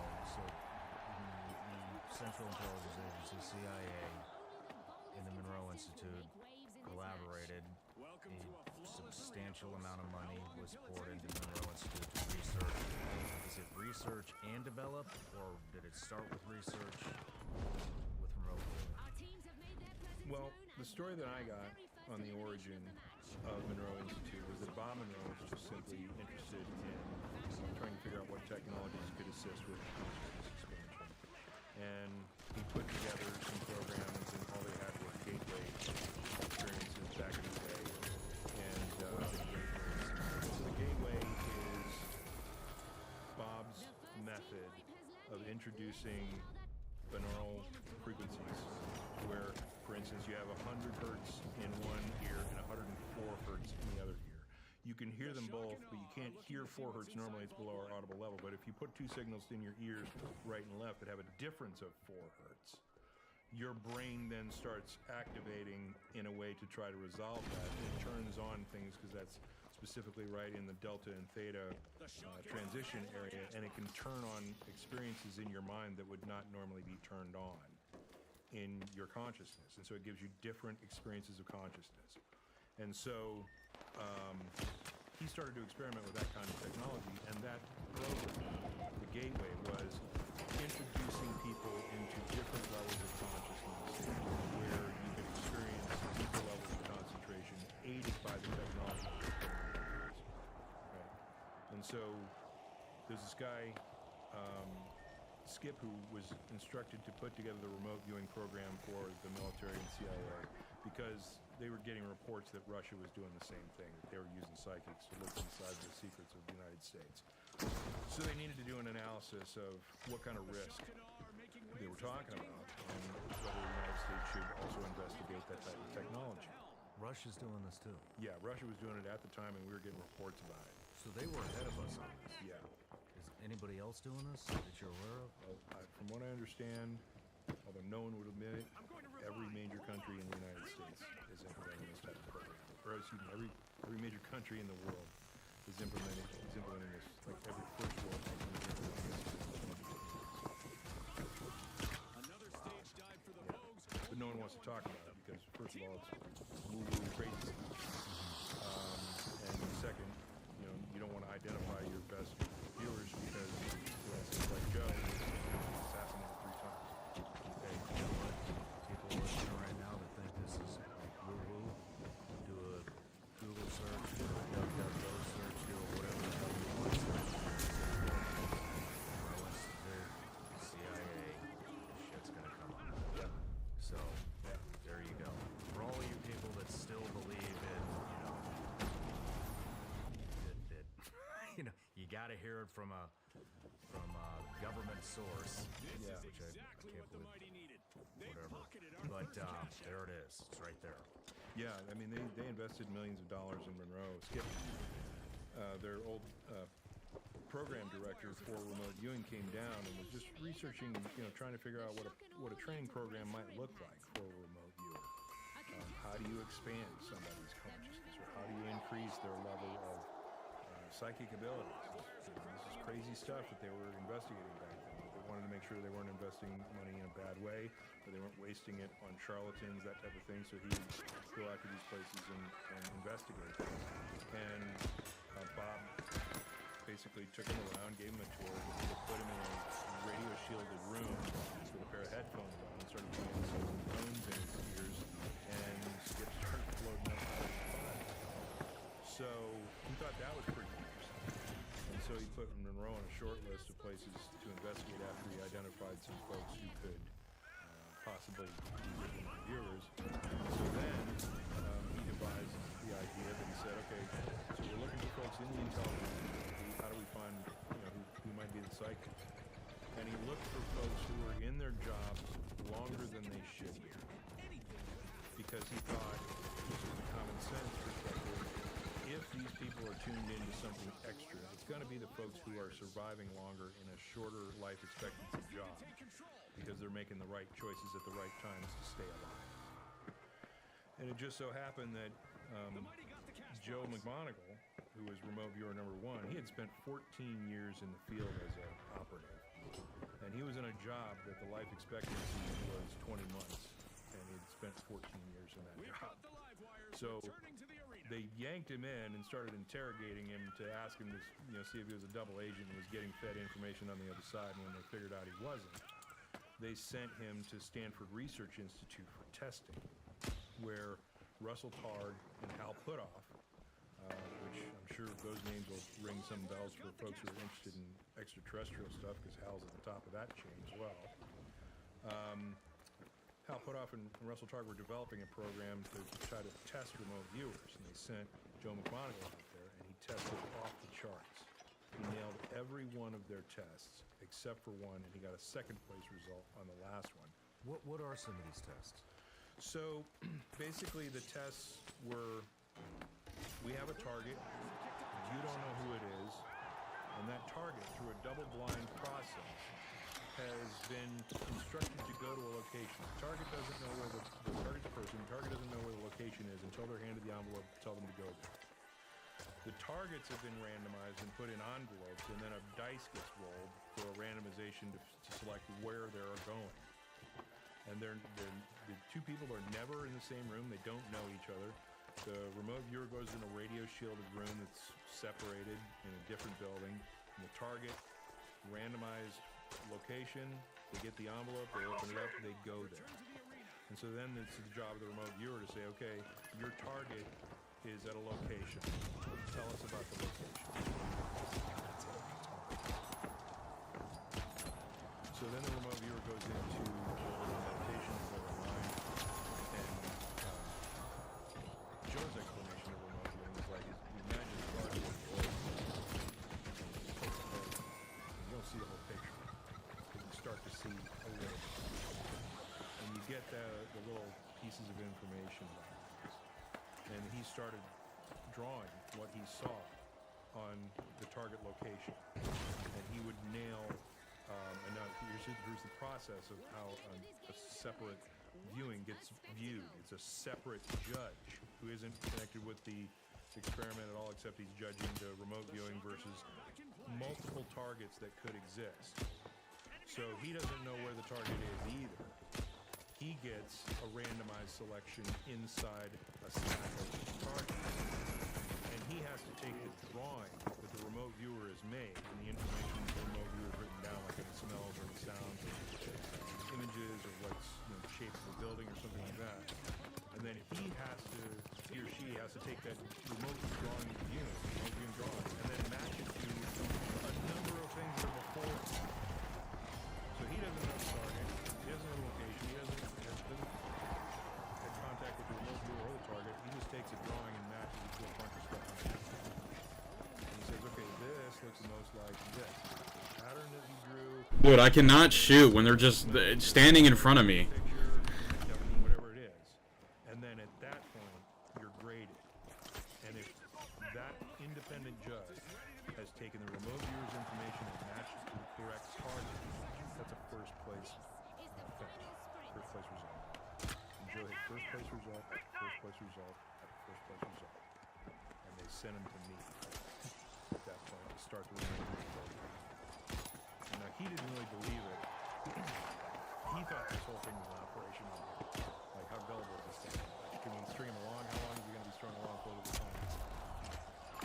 Although he kind of knew he was like, he get hints about operations in the jungle, and he was all throughout Vietnam and he's gone to 110 countries. He's a legit field operator.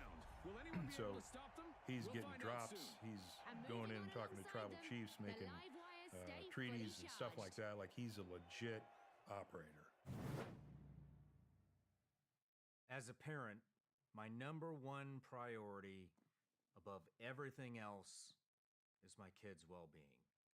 I just want to see them chase their dreams, experience all life's adventures, and really I just want them to thrive in today's world.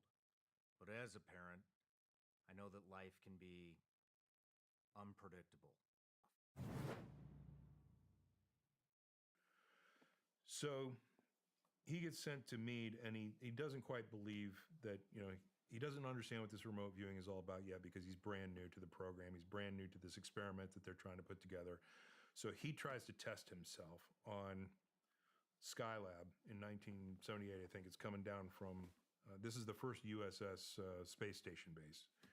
Like the International Space Station, there was a Skylab version of it back in the late 70s. Except it ran out of juice and they couldn't use it anymore, and it was going to come down out of orbit and fall down and break apart, but not quite burn up. And so they were really worried that major chunks of this, like refrigerator-sized stuff, was going to come down and land on somebody's head. Telemetry wasn't what it is today, so they had no idea where this thing was coming down or when it was coming down. They just knew it was coming down. It was in a decaying orbit, and eventually it was going to enter the atmosphere and could land literally anywhere on the planet. And they didn't know.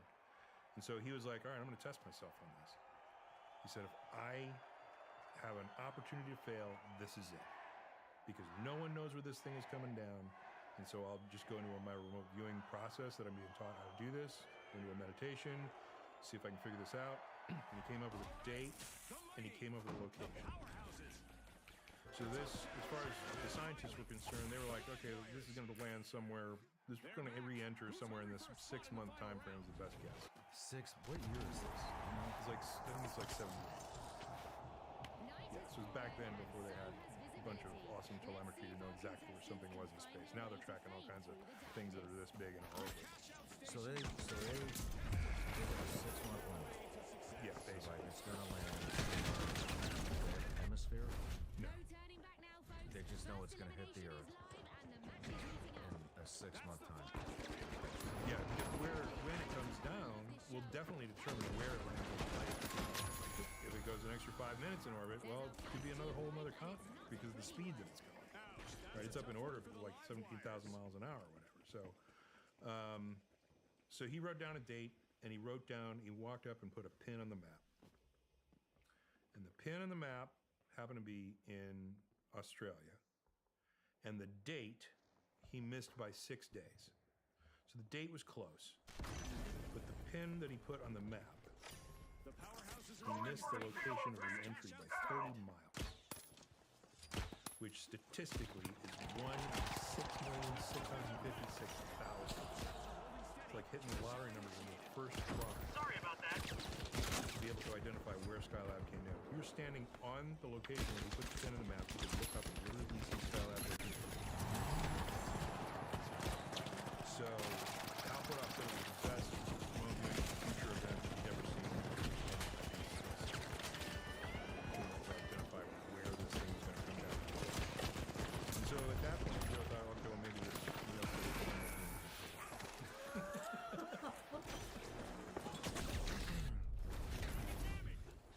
What was the event that sparked Well, I think they were just motivated to try to investigate whether this had any merit for intelligence gathering and for operational information. Was it Russia? Yeah. Russia's capability with remote viewing is what sparked the United States to Central Intelligence Agency to start looking into this. Yeah. How much money is in this program? We don't know exactly. Joe personally told me over a lunch, millions. More than one. I don't know how many millions, but it was very important for the United States to be able to investigate whether or not this had intelligence capabilities and what level of benefit that could be gained from investigating this type of we started getting amazing feelings out of Joe right away, and it's like, okay, well, how many amazing accomplishments are there to say, this person can sit in a room and tell me what's going on at a location and potential future events, because some of the remote viewers that the CIA used were able to produce the effects of nuclear tests that had been secret until the remote viewer said this is going to happen. Be able to figure out whether it was going to be a success or a failure, because some of them were failures, and all the intelligence turned out to be correct. So they were super interesting. Joe McMonagle never missed the location of a nuclear sub in his entire career, because he explains that there's a high level of entropy in a reactor for a sub, and that just glows like a big bright light in consciousness where those locations of those types of entropy events are. So if anyone ever needed to know, like they lost track of where a nuclear sub was for the Russians, they'd go into Joe's office and he goes, right here. They'd check their sensors, boom, it'd be there. Well, since we're talking about nuclear subs and Joe McMonagle, yeah. Well, the one that made everyone sit up and take notice and got him more funding for a large number of years was when there was a building that was identified by intelligence personnel that became the top priority for the national security. It was the largest building under one roof in the world, and it was high in the Russian tundra near this large body of water. We thought it might be a manufacturing facility for some type of military craft, and they weren't sure what it was, and everybody wanted to know what was going on inside the building because they had triple death wire fencing. In between all those, they had sentries with dogs, 24-hour site-to-site sentry circle around the property, trains coming in, dumping off raw materials 24/7, food coming in, food service, and people were working inside the building. No one knew what was going on inside the building. And so someone at the National Security Council meetings knew that they had a new psychic program down at me and sent the manila folder down to Fort Meade. The first thing they handed him was simply map material. And they said, show us what you see here. They came up with a building that they were concerned about. And he described the building. He said, okay, you're on target. And then they gave them a picture of it. And they said, tell us what's going on inside. Now, the guys in the National Security Council and all the intelligence guys who were in the room came to the consensus that there was going to be some kind of a troop carrier that they could probably transport over to the ocean because it was 4 or 5 blocks away from the ocean, but it was short enough where they could transport something of medium size over to the ocean to get it into the water. But that was their best guess. Joe McMonagle was the only person who came up with the result. He dropped into the building and he started viewing this thing, and he viewed it over a number of days and came up with a drawing and an explanation and technical specifications for a brand new submarine. And he said, this is the biggest submarine in the world by far. It's 1.5 times bigger than the next biggest sub. It's a brand new classification of Russian sub. And he came up with a number of very unique characteristics for that sub. He said, it's not a cylinder. The cylinder looks like it's cut in half, spread out, and then a flat part welded on the top. Can I get a revive, please? U.S. engineers looked at that later after the Senate and said, that's impossible. It would be crushed to death. You know, it's highly unlikely to sell it. But then he added the specifications. It's got a special drive propulsion system that I don't want to say too much about. But it's also got canted launch tubes, which means it can fire nuclear missiles on the run without having to stop, which could give us about 20 minutes warning that we're going to lose 1,200 cities. This is a first strike weapon, and it's, by the way, if you've seen the movie Hunt for Red October, that submarine that they used in that movie was the sub that Joe McMonagle had. He said it's almost 2 football fields long, it's 75 feet wide, it's 7 stories tall. He drew, and he's got a video of this that he sent up to the National Security Council. He drew a diagram of the sub with its specifications, with its very interesting technical advancements that the United States didn't have on their side. And he's got the original tape that he submitted to the NSC, and this has been declassified, so we can share it. So this is the tape that he reported up to the NSC before the thing was launched. And proved it correct, but he sent all that up, and Robert Gates was the guy who was collecting all the information for the people, disseminating the information to the National Security Council. Really? Yeah, because he's like, this came from a psychic. Yeah. He looked at it, and he looked at the report, and he's like, okay, the engineer said the sub can't survive depth. Way too big. He's the only guy who thinks it's a sub. they're not going to be able to roll this off into the water. There's no water there, and it's too big to transport over to the ocean. So he wrote Total Fantasy on top of the report and sent it back to Joe. Joe was not pleased. A little bit of an attitude, and he's a really good operative who's now just been put into this remote viewing thing where he's had some success in. And he's like, I know this is a sub. And so he took that Total Fantasy remark and he wrote under it. He went back into a meditation and he looked at the sub again. He looked how far along was it, and he made an estimation of how long it was going to take to launch this thing. He goes, "Yeah, well, your Total Fantasy launches in 112 days." He sent it back to Robert. How did that go? Robert Gates has a little bit of an ego.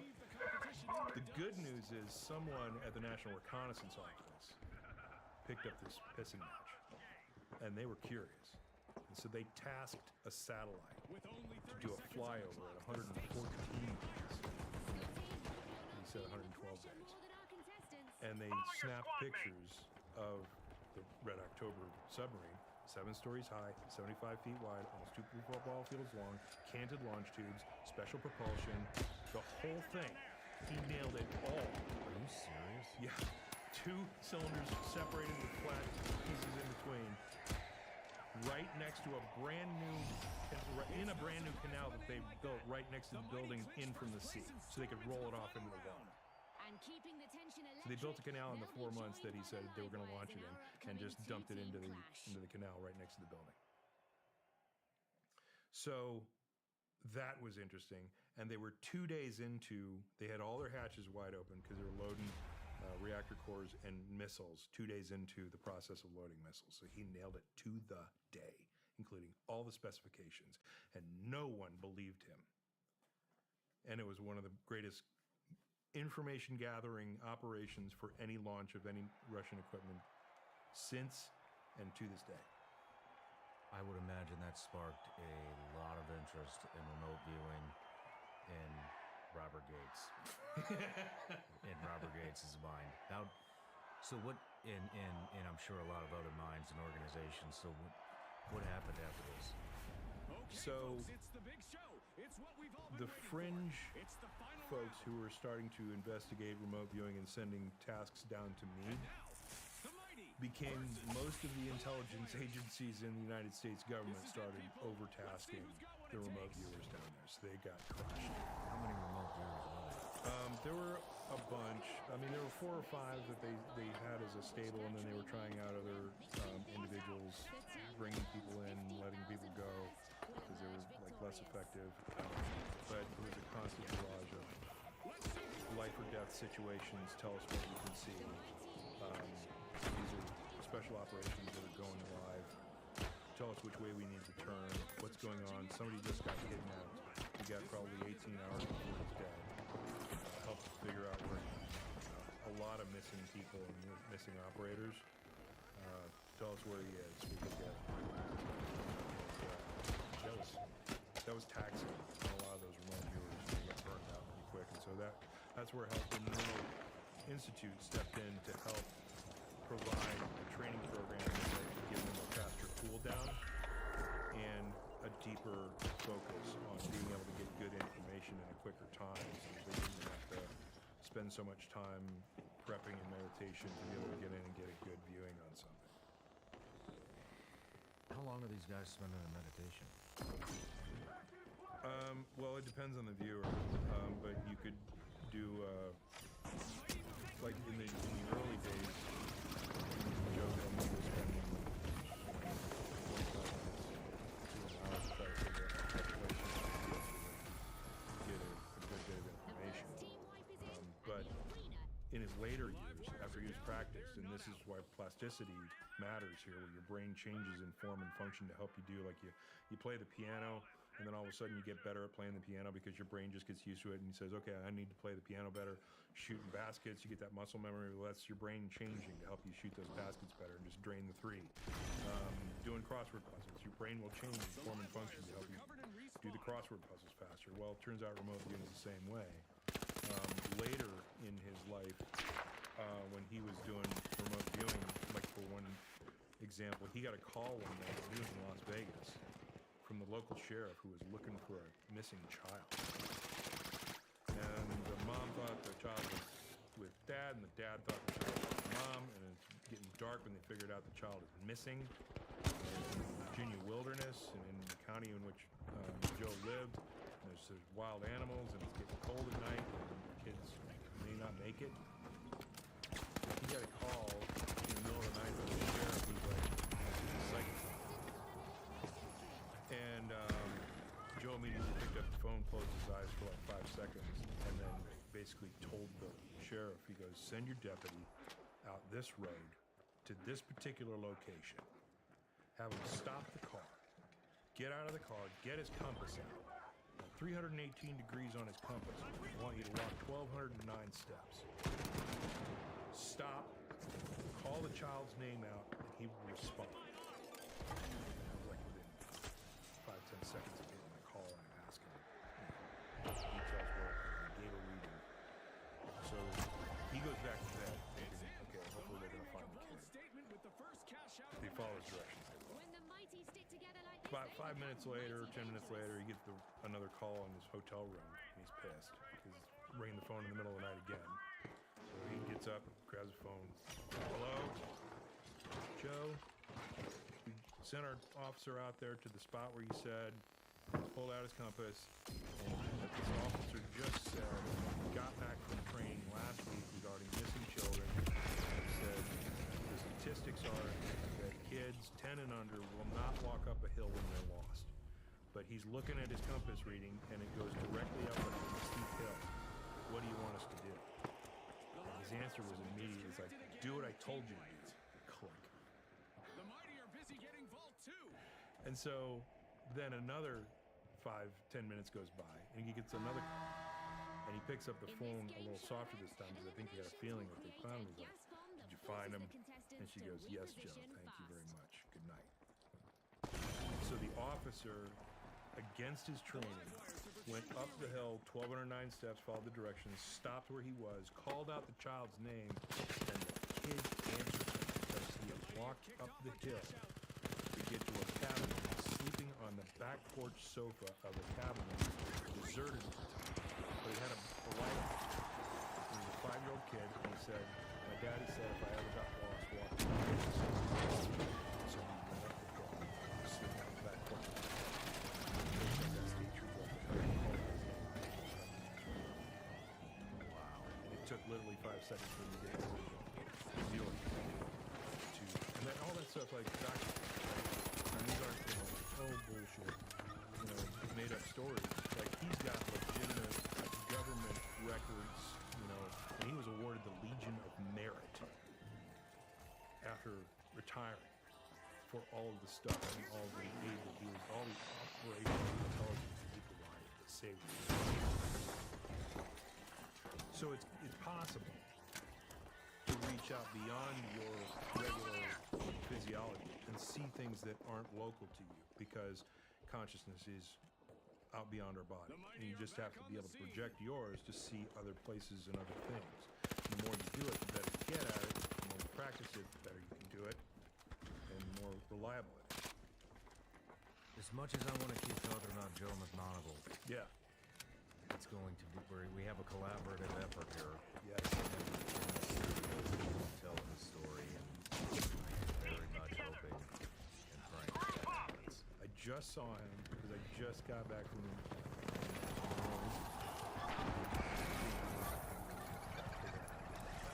he doesn't travel so much, so he might figure something out, but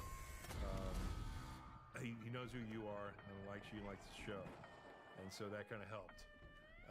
But he's a guy that when he calls the Pentagon picks up the phone and says, yes, Joe. So he's one of those untouchable guys. He's an amazing guy. I'd love to have him come here and hang out and talk to you, because his stories are amazing. And he is a real deal. He's a national treasure of what he's done for the United States and the United States intelligence with his abilities. Well, we're going to do everything we can. So, and I really hope that happens. But you are now an official ambassador of the Monroe Institute. You've done some of this testing. You're getting into not Monroe Institute. You're getting into remote viewing. Yeah. And so how did you get involved with the Monroe Institute? It was in my research to try to figure out what consciousness was and how it worked that I ran into a documentary that included Joe in it called Third Eye Spies. And it was about how Russell Targ and Hal Puthoff put together the remote viewing programs for the government back in the day. And it was the story about the origin and what they did to try to create a remote viewing training program and testing and put a scientific method behind the whole thing. And then in the latter part of that documentary, they interviewed Joe and had him on there and told a couple of stories about his accolades. And it was through that I found out he was still alive, that he was still teaching remote viewing. And I was like, that's amazing. I want to go meet this guy and see what this is all about, because if I'm writing a book about consciousness and I believe that it goes on beyond the body, I want to go meet a guy who's actually proven it. And so I got signed up for his course and went up to Monroe, took his remote viewing course, and that was amazing, by the way, because not only did he go through the double-blind protocol and how to clear your mind and what you're looking for and how to just take whatever your mind is giving you and put it on the paper and don't judge it and don't name it. Just take the raw information, the raw data, and put it down, and then let somebody else judge if you've hit the target or not. Through that process, people who are brand new to remote viewing in the class were blowing their own minds on how well they could see things they had no idea about. Because you got to understand, when you go up there to do a remote viewing course, all they give you is a reference number. They give you a blank sheet of paper and they say, B43, go. That's it. No clues. What is B43? It's the fucking number on the envelope of the image that you're supposed to look into the envelope and see what's in there. So when day one, week one, Yeah. The Monroe Institute for Remote Viewing, you get an envelope with a photograph. You don't even get the envelope. You can't touch it. They say they've got a stack of envelopes up front, and then they say, okay, not everybody gets the same one. They say your name, and then they give you a reference number out of their stack of envelopes. This is up at the front. And so you get a letter and a number, or just sometimes a number, or just sometimes a couple of letters, or whatever it is, and that's it. That's all you get. And then you start to close your eyes and you start to envision, what are you getting from a hearing sensation, a taste sensation? What is it that your mind is giving you at that moment? And you try to record it on the piece of paper, and that's it. That's all they give you, is just a reference number. Without any of these technologies, this is bare bones. Yeah. No frequency work, nothing. Yeah, because they start with just a blind read, and then they start to implement the technology of the signals in the headphones and stuff like that, so you can see the difference, see how it improves your ability to view and your results, etc. But from go, they just give you a number and they say start drawing. So walk me through this process. So you get your reference number. Yep, you get your reference number, and then you're supposed to quiet your mind and see if you can clear whatever's going on in your mind for a moment, the thoughts. And then you look for, show me the target that's associated with B43 or whatever your reference number was. And then your mind starts to do whatever it does. And whatever it gives you, you try to record that. You try to remain on your target. Like, you don't think about lunch tomorrow. You don't think about conversation you had with somebody earlier in the day. You don't think about whatever it is that your mind wants to go to. You're focusing on the target. You want the information about the target. Your mind starts to wander, you say target. And whatever your mind gives you, that's the remote viewing. And sometimes you'll hit it, sometimes you won't, but you draw whatever it is that your mind gives you. So what was your mind giving you? My first remote viewing ever, which convinced me that it was real. I was in my check unit doing my drawing, and this is a little place, a little cubby hole that you go and sit so you can be by yourself and focus on your own thoughts. There's no sounds distracting the setting, no light comes in if you don't want it. I flashed in front of my mind flashed in front of my vision with my eyes closed. The idea of a round spider web is the best thing that I could, and your brain will equate some things to be as close as, like whatever it shows you, it'll be close to, but maybe not exactly what it was. So I just saw like a spider web, and I saw multiple lines going out from the center, and I saw multiple lines connecting the lines that were going out, so it kind of looked like a spider web. But then in the middle, there was a big blotch of opaque material, whatever it was, I don't know.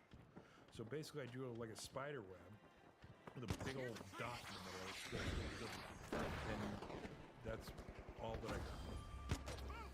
So we go back down after doing our drawing to the room where they handed us our target. And the first target, everybody does the same because they have it on a slide that they're going to show.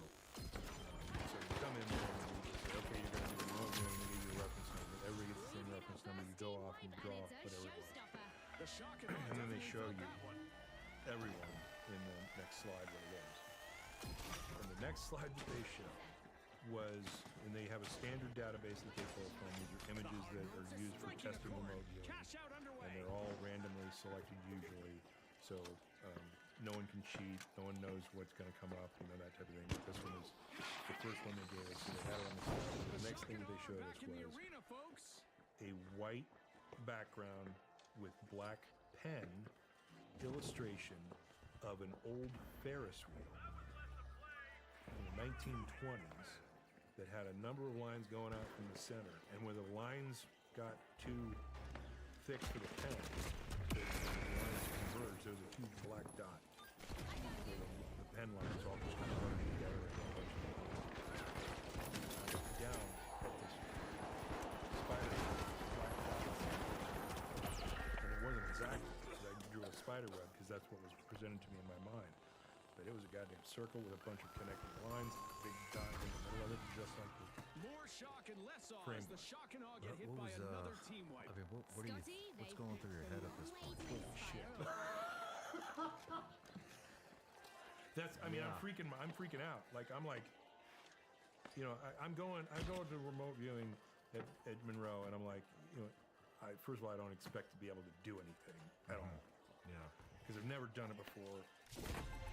I don't know what happens here. I don't know anything about remote viewing. I'm just up here basically to meet this amazing guy. The powerhouses are playing for keeps. And, They've snagged the match's first cash out. So I'm not expecting anything. I don't know what I'm doing. I've never done this before. I don't even know if it's real. Because, who knows? Could this whole Joe McMoneagle thing be a complete disinformation campaign to try to lead foreign intelligence down the wrong road and have them waste time on psychics and all this other stuff going through my mind? And then I drew 80 to 90% of the first image. First try out of the gate. The powerhouses got the cash box. And I thought that was interesting. And then maybe that was just a lucky guess. And what happened after that, all throughout the week, is that I kept getting first place results. Viewing after viewing after viewing. And again, this is the same process that they use where you get a randomized reference number. It's unique to you. You go and you draw whatever you get. And then you're handing it to another person who's a judge who has to then take 4 images, random images, and say, okay, you're drawing best matches this thing. I kept putting out imaging, kept putting out drawings that matched the right one. Because only one of the distractors on the paper would be the actual target. And they would have to say, this matches, because they didn't know which one it was, this matches this image. And that was the target. Time after time. I was just like, that's crazy. And this is real. One, how long did it take you to come up with spider web? The high notes are raising the tempo. This is the first thing that flashed in my head. When I closed my eyes, that spider web kind of like out of the darkness flashed white light in front of my face. We have the high notes. It was like And that's it? That was it. That was big, and then you drew it, and that's it. Yeah, well, That's it kept flashing. Like I kept, because I was doubting it. Like I was like, bullshit. This isn't it. It's not a spider web. You're like, all right, I'm just gonna draw this spider web. Yeah, basically. basically, Total disbelief. it wouldn't go away. It kept flashing in front of my face. I tried to draw those, which is a whole other process that I'm supposed to do, which I didn't know, but started later. Like, don't do that. Don't do this. Don't put any meaning to it. Don't put an analytical overlay that you think this is an apple or whatever. Just take the basic information that you're given. Because, the shape, although it might look like an apple to you, might be something else. So don't draw an apple if it kind of looks like an apple, but it's two separated C's that are opposite. It kind of looks like an apple to you. Don't draw an apple. Just draw what you see, two opposite C's, because it might be something else. So, I tried to push it out and it wouldn't go away, and I was like, this is wrong. Whatever. Doesn't really matter. I didn't come up here to succeed. I came up here to meet this guy. And then I turned. I mean, you obviously impressed the Monroe Institute. Yeah, well, I mean, I did good in remote viewing, but a lot of people do good in remote viewing. You might be surprised. Joe will tell you right off the bat, everyone has this capability. It's whether or not you use it. And the thing that people call the sixth sense, he says, is the first sense. Like, that's the way we grew out of the bush and developed and evolved. That sixth sense was the first sense that could keep you out of danger and keep you surviving in the wild. Like when you knew that there was a big cat in that bush or whatever it was going to kill you, and you stayed away from it and you survived. He says that's the first sense. That's how he survived 14 years in a 20-month life expectancy position in intelligence.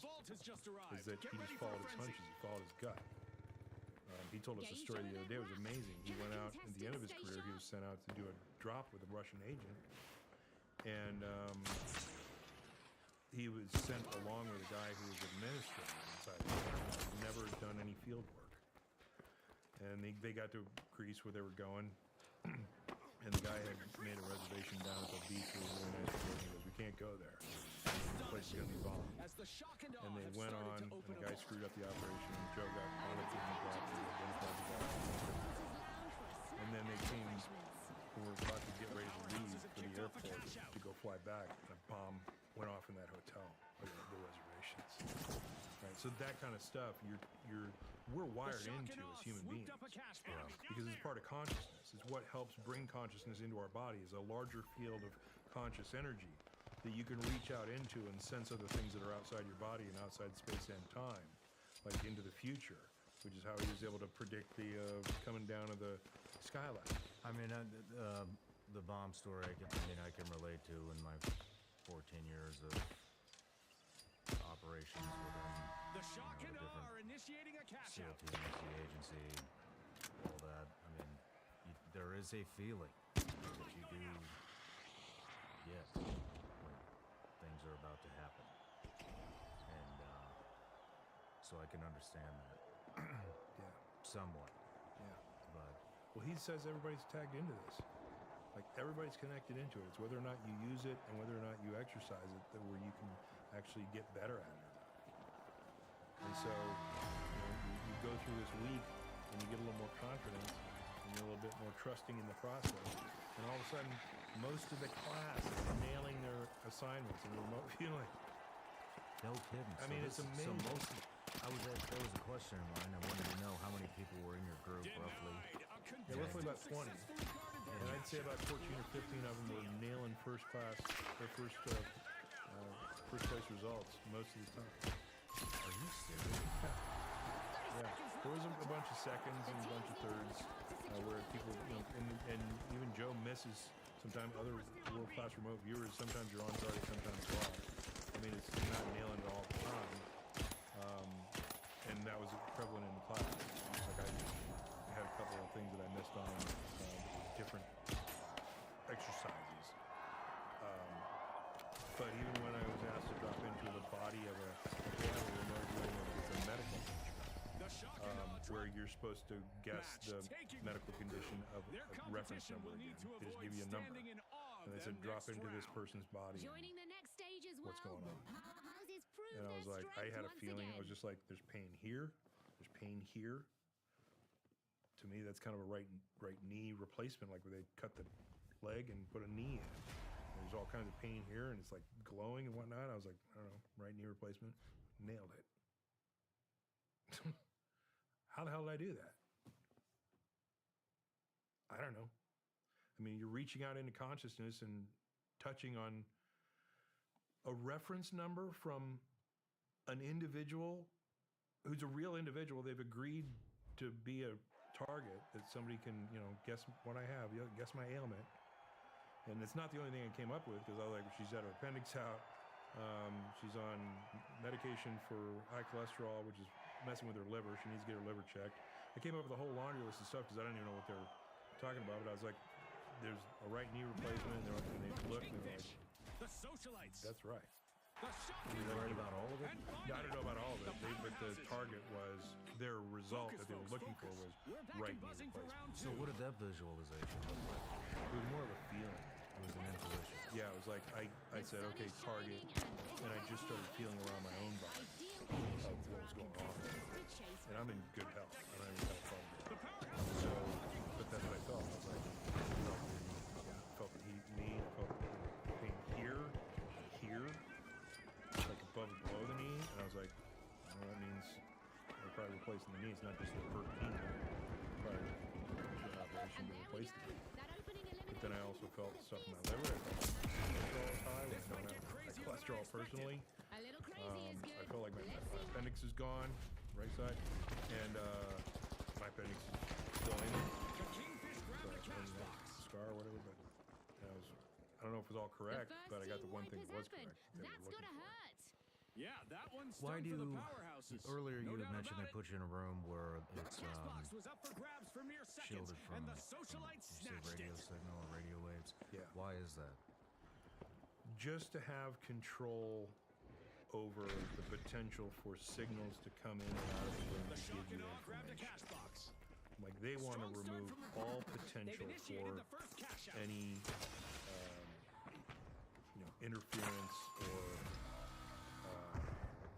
External frequency, would that manipulate the meditation?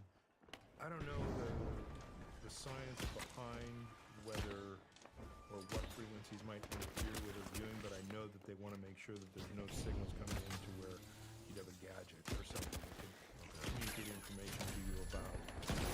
Like they want to have strict scientific controls to make sure that the data they're getting, because they're still studying this stuff right now. They're still studying the science of remote viewing and the ability to look out through consciousness. And they want to just make sure that there are no outside interferences, that they maintain a complete separation between the remote viewer and the target. For instance, if they're practicing target identification.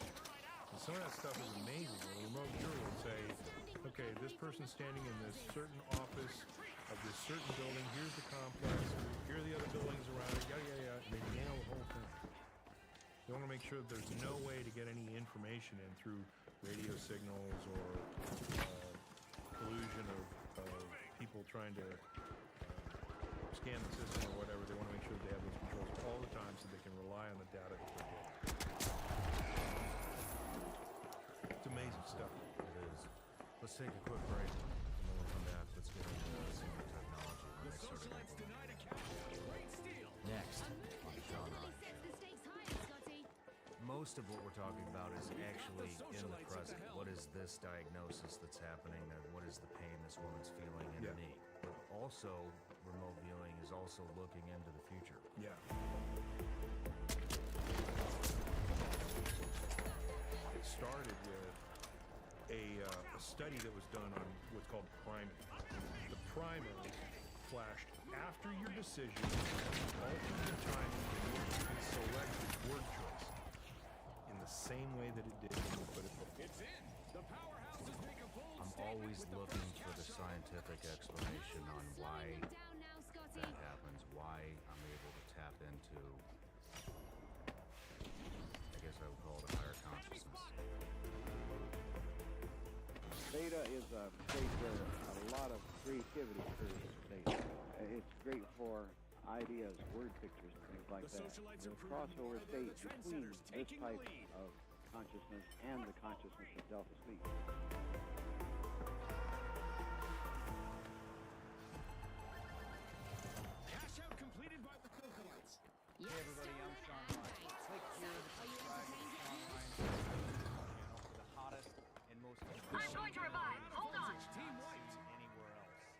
also made a playlist Eliminations of all are the previous double-edged. SRS Game show event, episodes, so they're producing easy to gas find. bombs You can that find turn that winning the fight into right a here. new hazard. Let's go.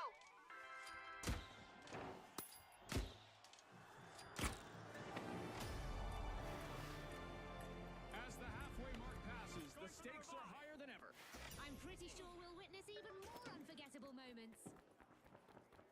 The Shock and Awe are in a tough spot right now.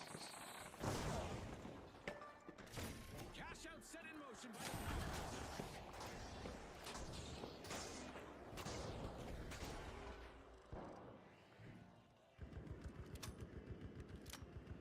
The Socialites hear the double count.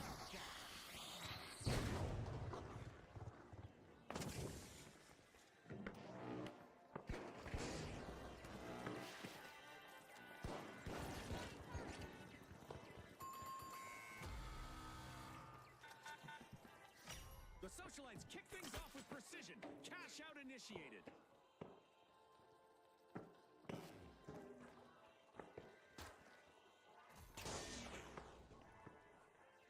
Go defensive on C. Going up there. The Socialites are stepping into the limelight now with the lead.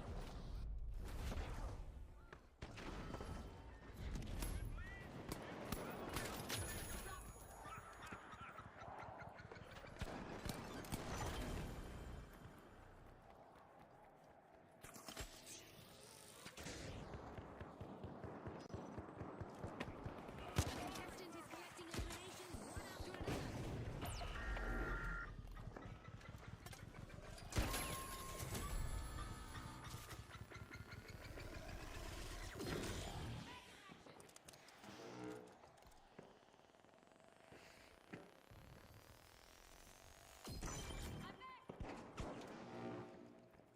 Sorry about that.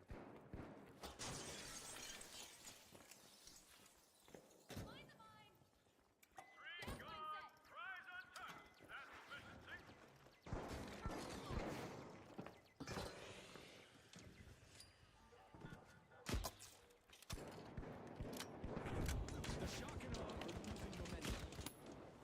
Going down there.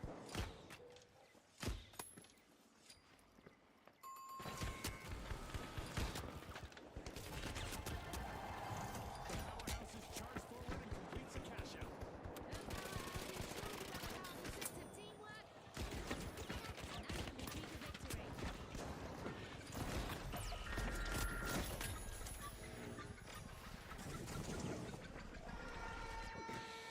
And that's all for the game show twist. It's back to basics, viewers. The Shock and Awe are back. Team respawn. Deja vu for the Kingfish as they suffer a new team wipe. It's like their opponents were shooting fish in a Move to barrel. Vault 6. No need to RSVP. The Socialites have already cashed out with Flair. The Shock and Awe are falling behind. They must pick things up now. The Socialites are knocking at the door of a vault. The Shock and Awe grabbed a cash box. 1 minute warning. This 1 minute warning was brought to you by Exalt. Let's see who can rise to the occasion.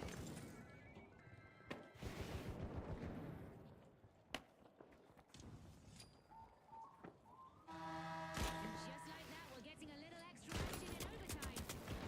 The Shock and Awe are keeping the energy high as they push forward.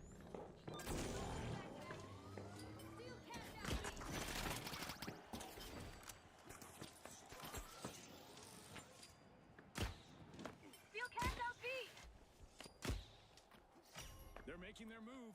Confirmed by the Socialites. Watch out. Over here.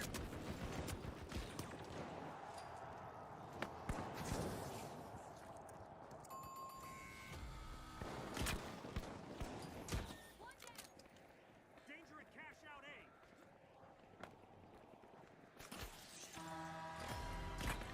Here's the tree.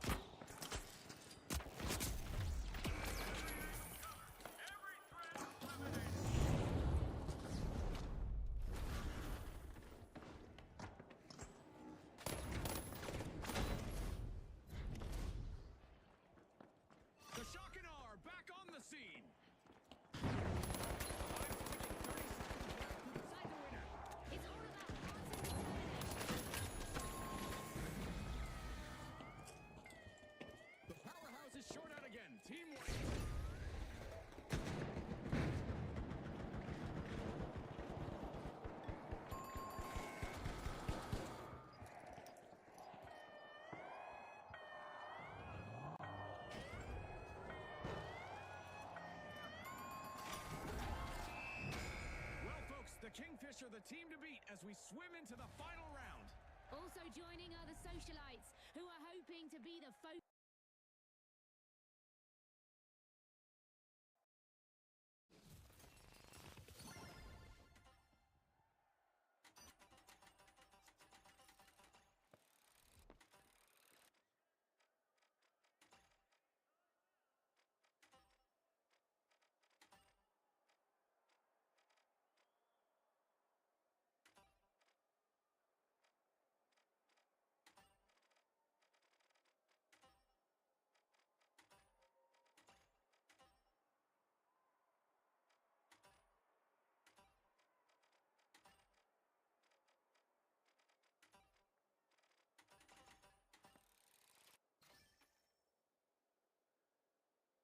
I'm AFK.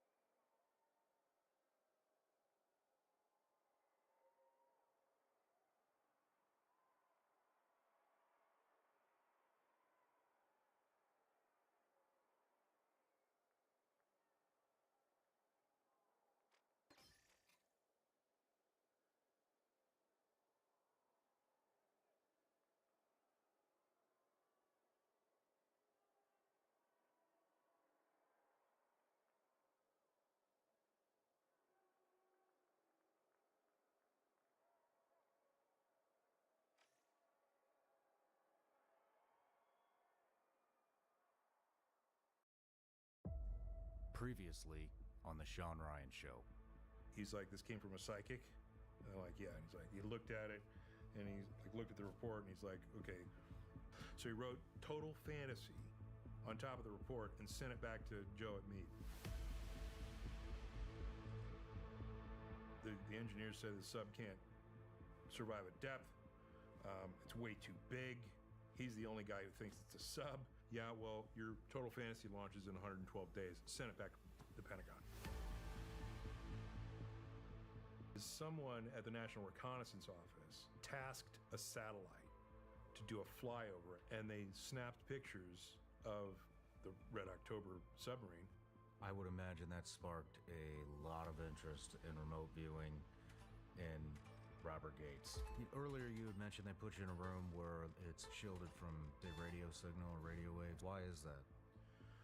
Just to have control over the potential for signals to come in and out of the room to give you information. Let's take a quick break, and when we come back, let's get into some of the technology when they started implementing that.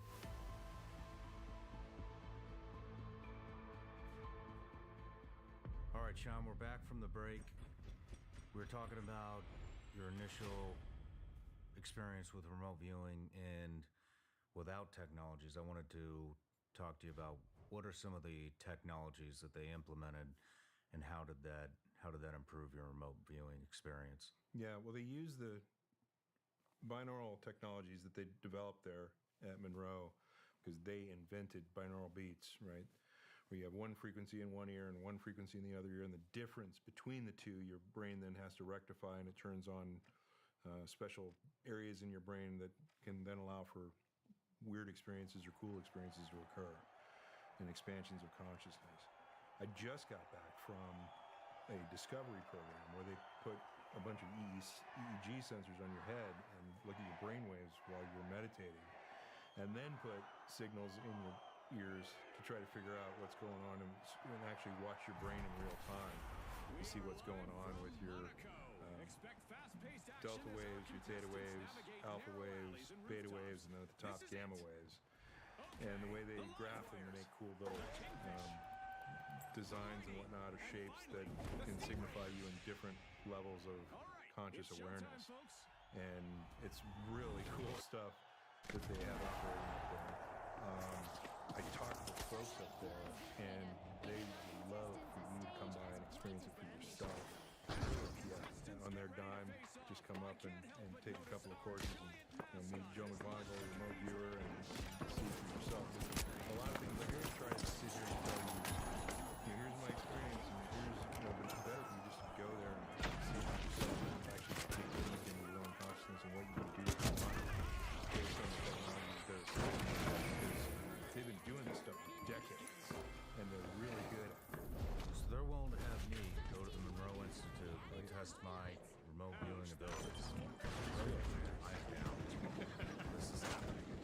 This is definitely happening. I would love to. Yeah, you have to. I mean, to talk about it is one thing, but you really got to dive in, and like, if you want to experience what it's like, the things that you see, feel, sense in your own consciousness, connected with doing a remote viewing or doing a consciousness expansion experience. That's one of those things where you just got to dive in and do it. I would. I am 110% gonna take you. Monroe Institute, here I come. This is happening. That's awesome. I'm pumped. Yeah, that's exciting. Yeah, I'm. Yes. We'll talk after the show. Yeah. Thank you. Yeah, no problem. So let's talk a little bit about the technologies. Let's talk about, we talked on the break a little bit about going into the future, looking into the future, but it's right now, from what we've discussed thus far, everything to include Joe McMonagle, all of the remote viewing stuff that we've talked, well, I guess not. The space station at Crest, that would have been in the future. Yeah.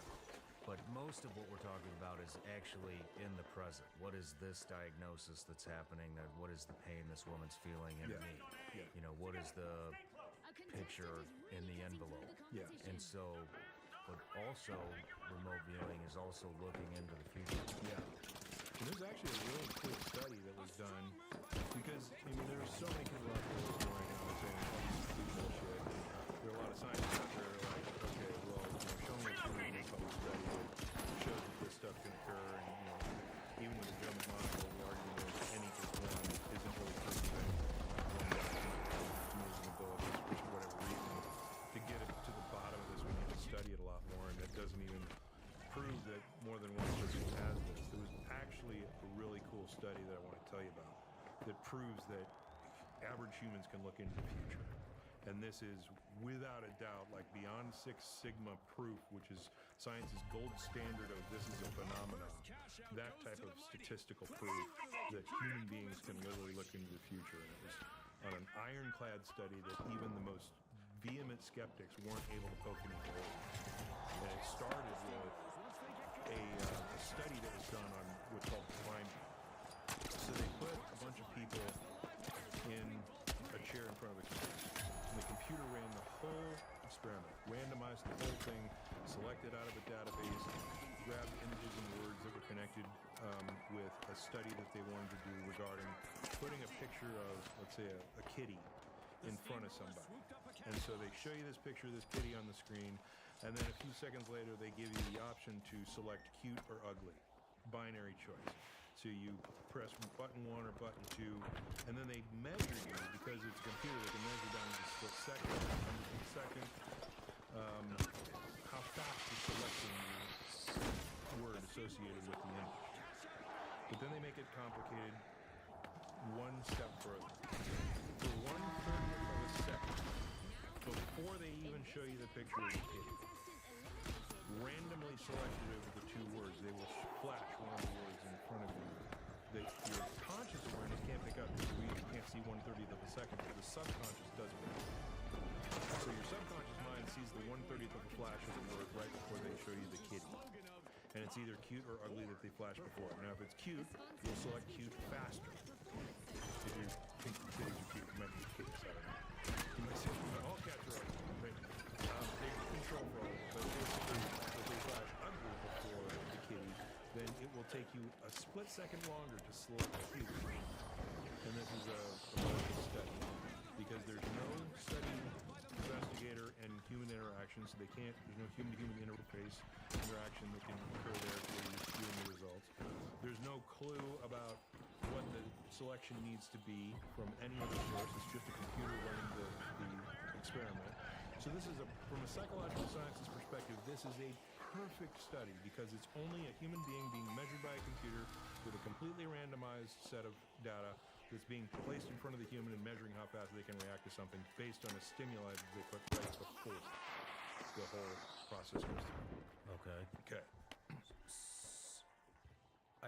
Help me understand how this is looking into the future. Okay. This next study switches it around. So this next researcher who wanted to investigate whether or not this primer had any influence on these people in the future, he took the primer from over here at the beginning of the process and he simply put it over here at the end of the process.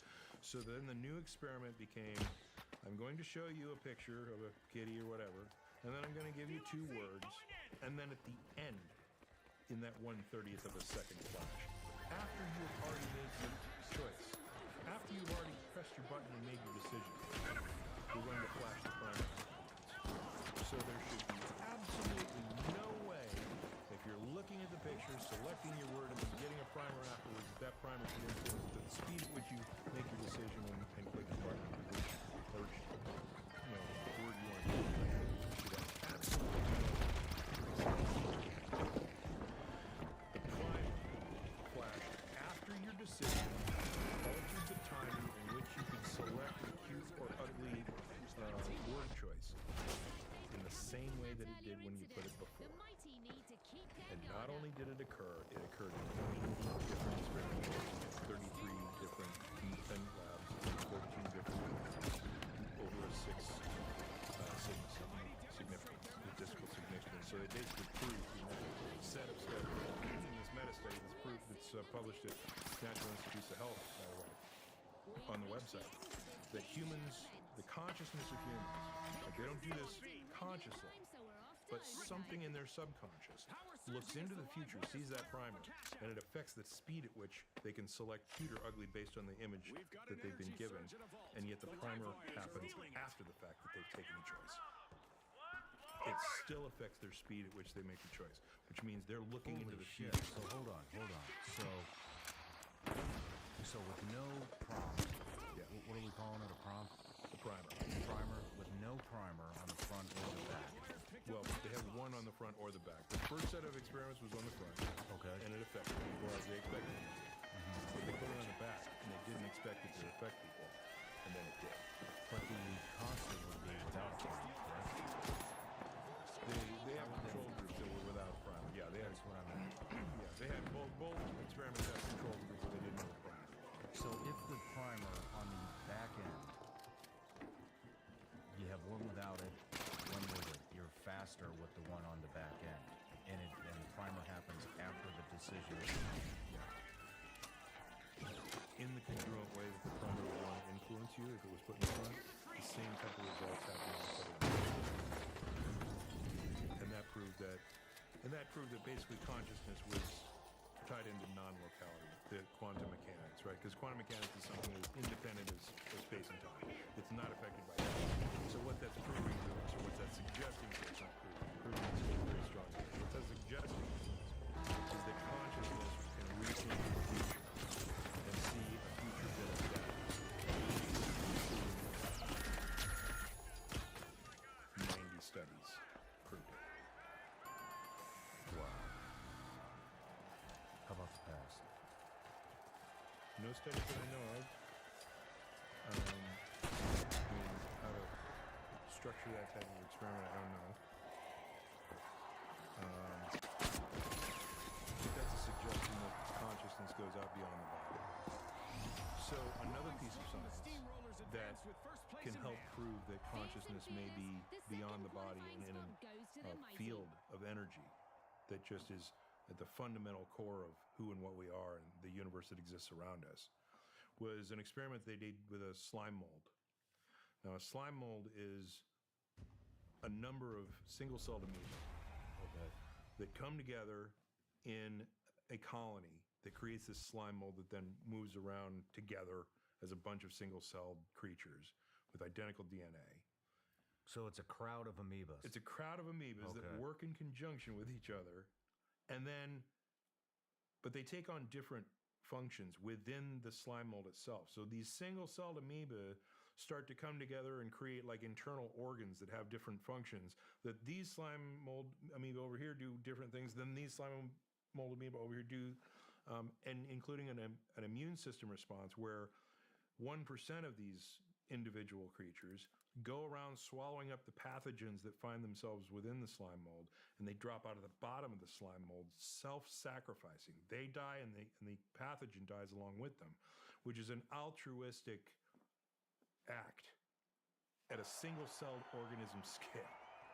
They throw themselves on a grenade for the rest of the slime mold at a single-celled organism scale. So they did an experiment with these things, and they put some oatmeal in the path of the Japanese researchers. So they used the population centers around Tokyo, Japan, and they had this train system that would shift people around that the engineers put together with computers, a group of engineers, and they let this slime mold go on these little piles of oatmeal. And what slime molds will do is they'll build a little tube system to shift the nutrients around when they put in the food so everybody gets fed. And so it spreads out and starts finding these piles of oatmeal and starts creating these tube systems. And within 24 hours, a single-celled organism of this slime mold had a tube system that looked exactly like the Japanese rail system of the engineers in the computer, except they took millions of dollars and months to build the train design for the computer system to put together. The engineers did. The slime mold did it in 24 hours. It did it in a more efficient fashion than the train system wound up being and was more efficient and would have cost less money had the Japanese engineers built it that way, that the slime mold built it. Right, so these are single-celled organisms that figured out a better train system for Tokyo, Japan than Tokyo, Japan had actually built. Where does that intelligence come from? Except below the level of the cells themselves, coming up into the cells. The mighty swooped up a cash Holy box. shit. So that's another pretty good proof that consciousness is something that is more of a field of intelligence that we tap into. It certainly gives us animation. It certainly gives us the ability to experience things, right? We have this body, and if our brain gets blown off or whatever, it certainly limits our ability, and we have brain damage and malformations. It certainly restricts our ability to experience consciousness, but it doesn't come from the brain. It comes through consciousness is actually something that's out in the field. This is why things like remote viewing can be real. This is why things like ESP and prediction of action can be real. Reaching out. What is ESP? Extrasensory perception. What is that? Psychic ability, like being able to know, under which cup the ball is when you have no idea what it is. Kind of a remote viewing functionality, or psychic ability, interfacing with spirits.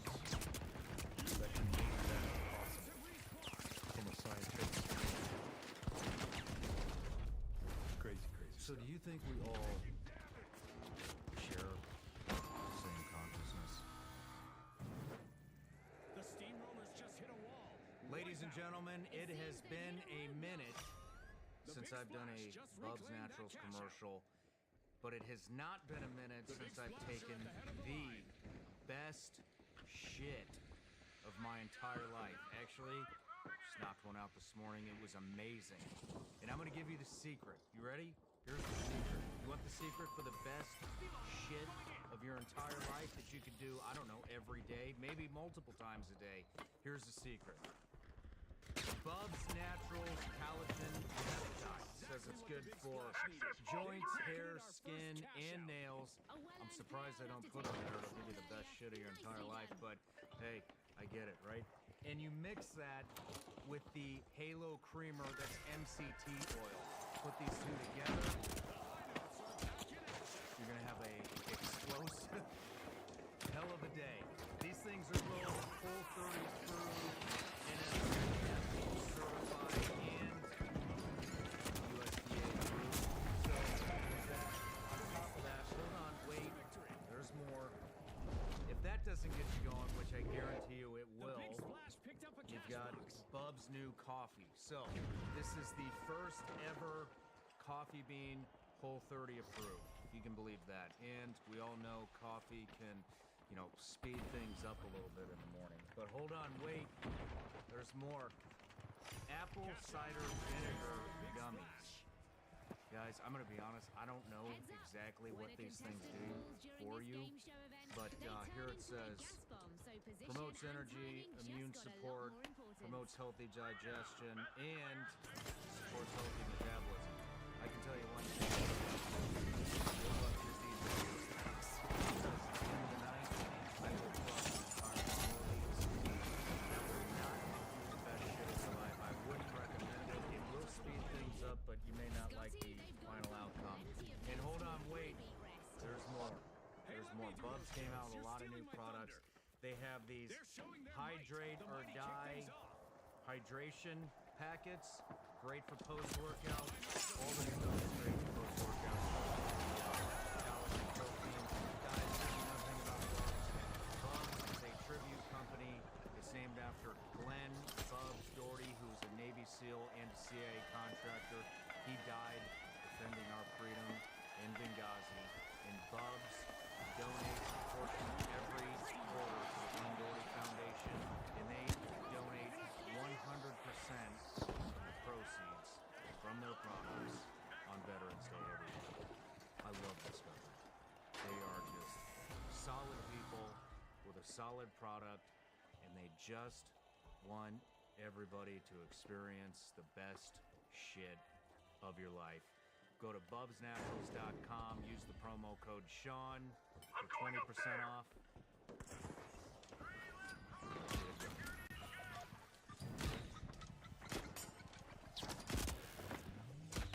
So if consciousness is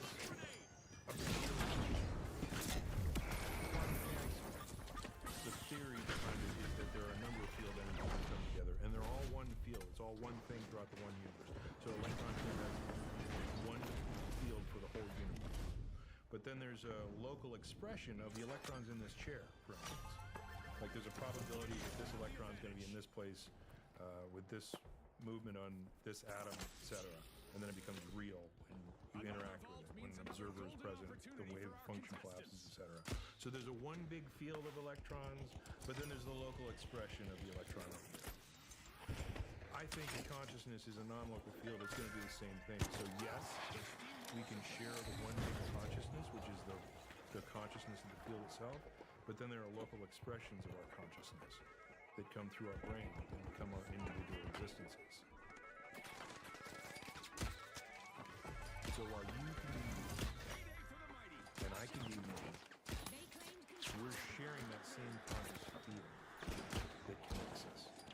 And the only difference between you and me in that scenario is that you started with your physiology, and you had your experiences, and you had your life story, and you came from wherever you came from. And I came through my experiences, my life story, my physiology. And so in reality, I can see you as another version of me that simply has your bag of tricks. I'm just another version of you that came through my experiences. Have there been any other experiments on this? Yeah, some. Like the Institute for Noetic Sciences is all over this stuff from a scientific perspective. That was started by Edgar Mitchell, who was an astronaut who went to space and had a unitive experience, and one with everything. Wanted to put some science behind that. He started the Institute for Noetic Sciences, and they're doing stuff like looking for gene expressions in DNA for psychic abilities, and they're finding results. They're finding results. Yeah. Like the stuff that the first studies that they've done are pioneer studies that they need to replicate. The science isn't completely in. They've had the first foray into studying whether or not there are gene expressions that correlate with psychic abilities. They've found a connection. So we may not, we may have a physiological switch to turn on and turn off to be able to have extra conscious awareness. This stuff is fascinating. Yeah, it's really cool. I mean, we don't have all the answers to all this stuff, but it's cool to explore and discuss because, I mean, there are things in us as humans that we can explore and we can do that we just don't do. And so we don't have the benefits of it because we're just not doing it. We can do them right now, right? Stuff that everyone listening to this can do.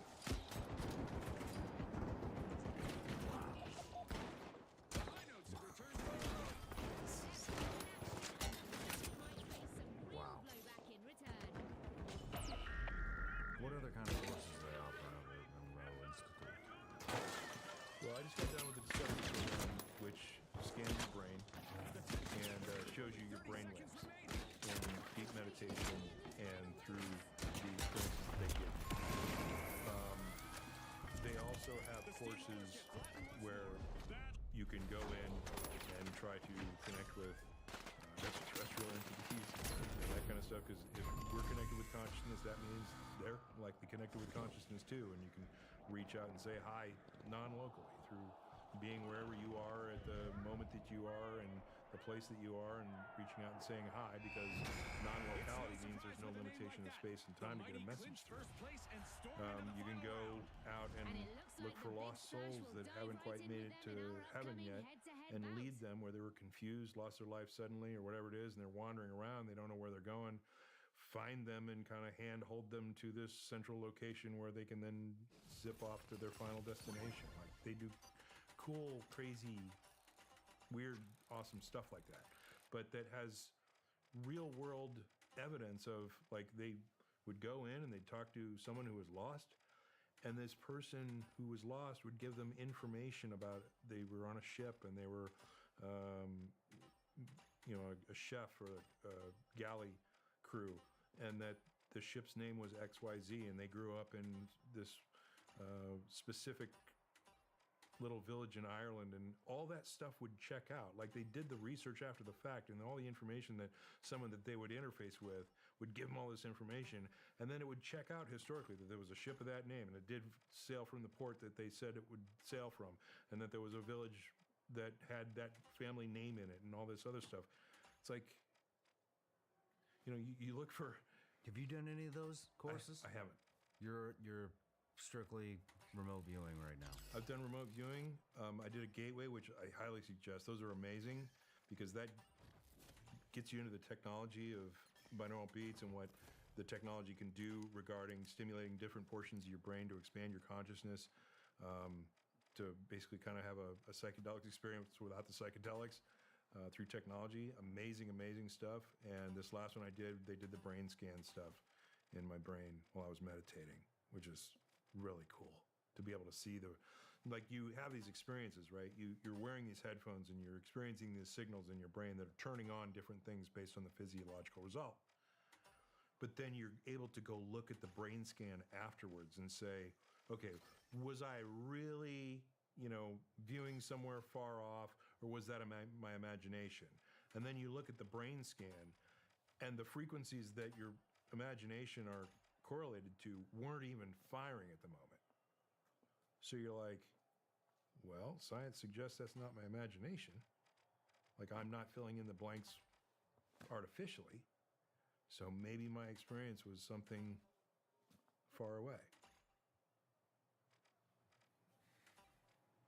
It's a cool place. Yeah, I can't wait to check it out. You gotta go. I cannot wait to check it out. Do you find any correlation between me and you've talked a lot about psychedelics offline and here too in the last episode. Do you find any correlation between some of the clarity and intuition that psychedelics can bring you with what some of the stuff you're learning at Monroe Institute? Absolutely. Could that supercharge what you... Yeah, I think it's a different approach to the same location. Like, when you introduce an exogenous compound in psychedelics to your body, it's going to have a certain effect on what your mind is doing based on how it's affecting your brain. Right? The receptors that are being filled by the chemical that are triggering different consciousness events within your mind, etc. And you have insights that are meaningful often, and different feelings that you don't normally feel when you don't have that chemical influence. Technology can do the same thing, just in a little different fashion. The experience is a little different, but it's similar. But it also delivers insight and can get you into that space where the same type of thing is happening in your brain, except your brain is supplying the chemicals that fill the receptors because of the stimuli that you're putting into your brain with the signals in your headphones. So it's similar, it's different, but it's still different from your regular everyday awareness when you're driving around, going to lunch or whatever. And it can certainly deliver insights. Like this last week, I went into a meditation, and it's a little personal, but there was some stuff between myself and my wife where we were just miscommunicating on this one thing. We have a great relationship, we don't usually have any problems, but there was one thing that was kind of just vexing me a little bit. And I went into that meditation with these signals in my ear, and I was able to get insight on how to handle that better than I had been. And those technologies helped me gain that awareness where I don't think I would have come up with that on my own. I mean, you've experienced psychedelics and I have too, and we understand the different ways we can see things when those chemicals are filling the receptors that they are, and they're allowing us to see things in a different way. The technology up there at Monroe helped me do the same thing. Yeah, I can get extremely intuitive on psychedelics. Yeah. And, I'm always looking for the scientific explanation on why that happens, why we tap into, I guess I would call it a higher consciousness. Yeah. When I'm in the middle of psychedelic journey, and it's been,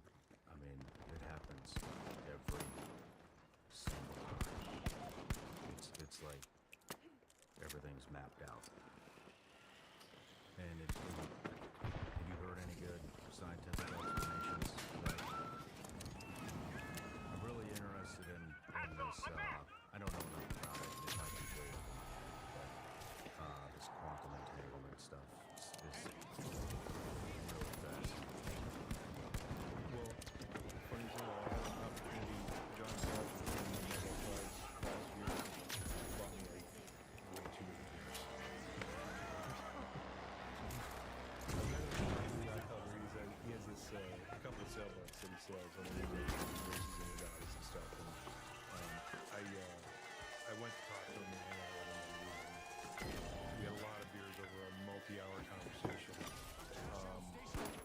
There's no doubt that non-locality is, and the thing that he won the Nobel for, by the way, he was looking to disprove entanglement on John Bell's equations rather than prove it. And he wound up proving it, and then they gave him the Nobel for it. That was a complete surprise to him, because he thought he was going to disprove it, because he was a fan of Einstein's interpretation of the system. But Do you have a good way of breaking that down? For quantum mechanics? yeah. No. Well, I mean, here's the thing. My theory on it, I've got an interesting theory that, some people are a fan of and other people's aren't. If consciousness is also a non-local field that we have not yet named, like if consciousness is one of those things that goes out infinitely and is attached to all the other fields, then consciousness is easily explained as the thing that collapses the wave function. And when you look at something, it reacts differently than when you don't look at it, because your loop connection back into consciousness reaches non-locally into the collapse of that wave function and makes it happen. When you're accessing that information, when you're not accessing that information, it doesn't have to render into that place of actually being a particle. It can stay a probability.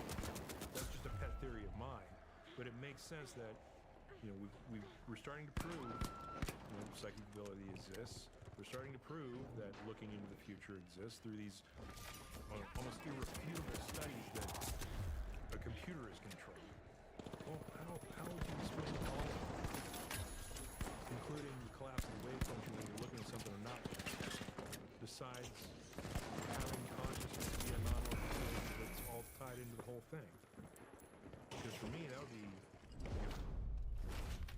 In video games, there's this thing called occlusion that allows the computer to operate a huge environment in a 3D game, right? It only shows you what you're looking at, just like quantum mechanics. There may be a huge world of 3D map in front of you, but it's not going to render the whole thing. It's only going to render what you can see, so that it can have enough cycles to show you frame number 2. Because if it's got like in an infinite universe, if it's got to render the whole universe, you're never going to get to frame number 2. But if it only has to show you what you see, then all of a sudden it's showing you a bunch of frames per second that you can interact with. And that's what they do in video games. It's kind of, to me, how the universe works, where there's an infinite possibility of everything going on all at once. But the only thing you get to render is at the moment. I'm probably totally wrong. And everybody understands physics a whole lot better than you're like, what a dumbass. Comments, don't worry. You're all right, by the way. Every one of you is telling me I'm wrong. You're right. I'm wrong.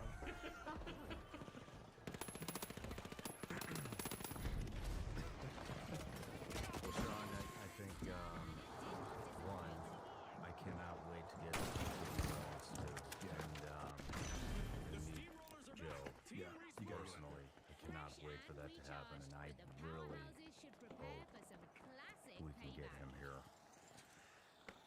That would be a hell of an interview. Yeah, I think so. And a real honor. But it was a real honor to interview you for the second time. Thank you for sharing all that information, and I have a feeling we'll be seeing you on that show. So if you'll come, Absolutely. maybe after I get to the Monroe Institute. Yep. I'm sure I'm gonna have a lot more questions. So hopefully I have the capability. Yeah. Don't be nervous. Everybody's got it to a certain degree. Some people are better than others. I mean, there's no question. I mean, people like Joe are amazing remote viewers. I got to meet Cannon, who's an amazing remote viewer. George Clooney actually played Lynn in the movie Avenging Sarah Jones. And while everybody makes fun of that movie, I think it's brilliantly humorous. That's an actual program. That was a successful inside gallery situation. Lynn's another one of those guys who's just friggin' amazing at looking at something and being able to use the detail of it. And there's some folks who aren't as good at it, But I mean, just like anything else, LeBron James proved that, you know, you can score 7,000 or whatever points in a lifetime of a career basketball. And he's the only one who's proven it so far. Other people can't shoot a basket to save their life. So there's going to be people who are better at it and not so good based on their physiological ability. Everyone can try to take a shot. Well, I'm going to try to take a shot. So, you know, I mean, I told you, I think it was at dinner last night, maybe it was a lunch, but I mean, I feel a lot of intuition. Yeah. And in Explain It All, I talked about several different occasions on a show here and there throughout. Right now we're sitting at 57 shows. I can't remember which ones I've talked about them on, but it happens so often. We'll thinking of something, I'll say something, or I'll throw something out verbally into the world, and it happens. That person called me. There's too many coincidences happening, and it happens to me so much that I've said each one of my, I've sat with my parents and asked them if they have had any of these experiences or if there are.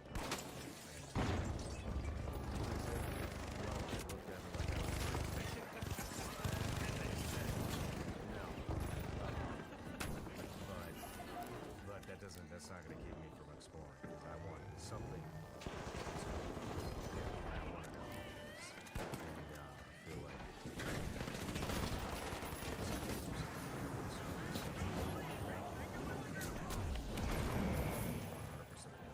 Yeah. So awesome. Yeah. Can't wait. Can't wait to hear your report after you come back. I hope you're there. That'd be amazing. I hope you're there. Are you going to go into any of these other programs, do you think? Or I'm going to try out the out-of-body experience one that they have in July set up. So I'm going to go up there again here real soon and see if I can pop out of my body. I've never done that before. But there's a sense from the people who have done so that it's more real than their physical reality that they experience when they're in their body. And they can, wherever they think about they want to go, they immediately go there and experience what's going on. And then the people who are in that location will report weird things going on associated with that person. Like somebody told me, they said, well, I popped back home and see what was going on there. And I was able to tell where my wife was, and she was there, according to her report of where she was in the house and what she was doing that he witnessed there. And that her screensaver or something on her computer froze on a picture of him on her computer, where it was supposed to, you know, go from picture to picture to picture to picture. It just froze on it and then wouldn't change. So like weird stuff like that. Wow. Yeah. Wow. And you know, that's full of those kind of stories. And if consciousness is a non-local quantum mechanics thing, then that kind of stuff can happen.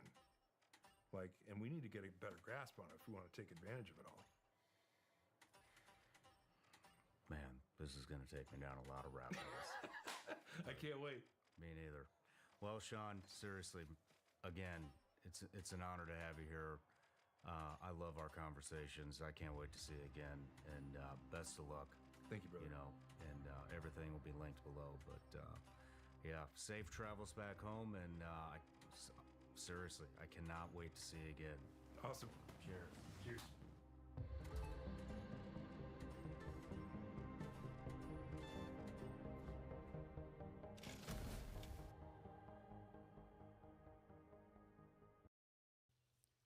My next guest is somebody that I have been wanting to interview since I started this podcast about 3.5 years ago. And it's finally happening. This guy's got a massive footprint in the veteran space. He's a former Army Ranger, a YouTuber now with millions of subscribers, and who knows how many views. But look, this guy's putting out really good work. He cares a lot about the country. I even got him to dive into his background, which was like pulling teeth. You know what I'm talking about. But ladies and gentlemen, without further ado, it is my honor to to present to That's right, you June. It's Team Mr. John Deathmatch. Lovell, Translation, Sean Ryan. shoot first. Please like and subscribe, comment to the YouTube channel, head over to Spotify and Apple Podcasts, leave us a review. And those of you that have been watching for a while, you know there is a ton of raw, cut up reels for you to download for free. Download those, put them on your channel, monetize and make money. Patreon, we love you. Once again, ladies and gentlemen. This map is so dog for TDM. Love you all. Cheers.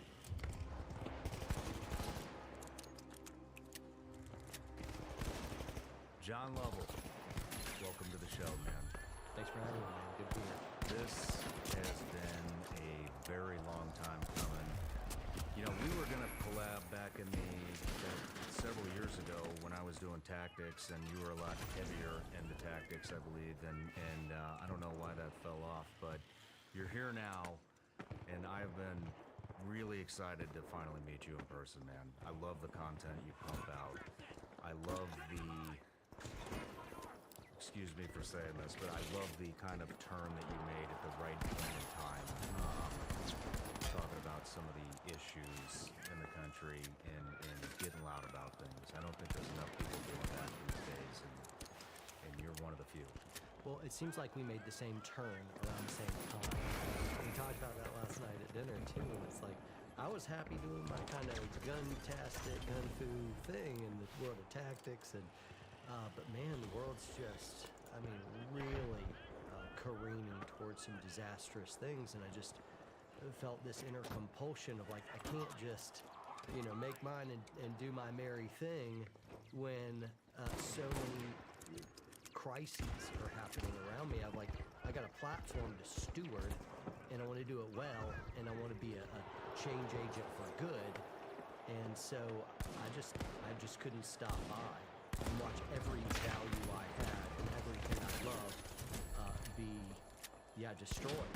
And so we made that change seemingly to me at like the same time, right? Yes, we did. Almost the exact same time. You know, I feel like it is a responsibility that if you have a platform that's big enough to actually make an impact and hopefully lift the veil on some people, it's your responsibility to do that. And I take it extremely seriously. I know you do too. And I've watched a lot of your stuff where you're interviewing different people. I saw one where you were at a golf course. This was several years ago. I believe it was a golf course. I think you were interviewing congressmen or who was. It's just good stuff, you know. And it's things that people need to hear, and it's stuff that you don't hear on the mainstream, you know. And it's just another perspective that is an important one. So it's good to have you here, John. We got a lot to talk about. But let me give you a quick introduction here. So, John Lovell, Christian missionary, Army Ranger from 2nd Battalion, 5 combat tours, and 4 in Afghanistan, 1 in Iraq, husband, married for 17 years? We're in our 17th, yeah. Father of 2 boys, author of the Warrior Poets Society, firearms trainer, speaker, founder of the Warrior Poets Society, and YouTuber. Yeah, and I'm pretty into dad jokes. That's the big bio bullet point for me. Dad joke connoisseur, you know, really love dad jokes. You got one off the top of your head? It's your favorite? Favorite, man. Well, I just did the lead, and now I can't stall out. I put you on the spot. Do you know why you don't see elephants hiding in trees?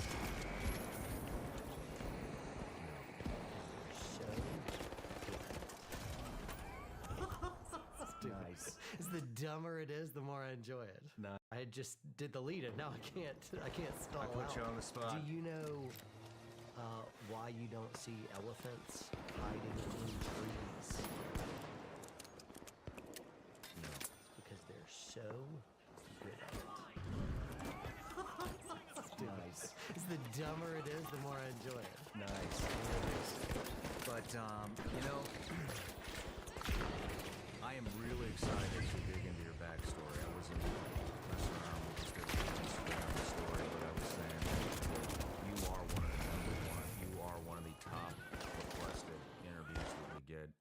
lot of people want to know your backstory, and I know it's like pulling teeth trying to get it out of you, but I will do it. But I just want to tell you, man, I'm really excited about this, and then on the back end, I'd love to discuss some current events. Yeah, love to. But but just getting into it, a little warm up here. I like talking to folks that are similar to yourself about school shootings and the Second Amendment, and how do we fix this problem?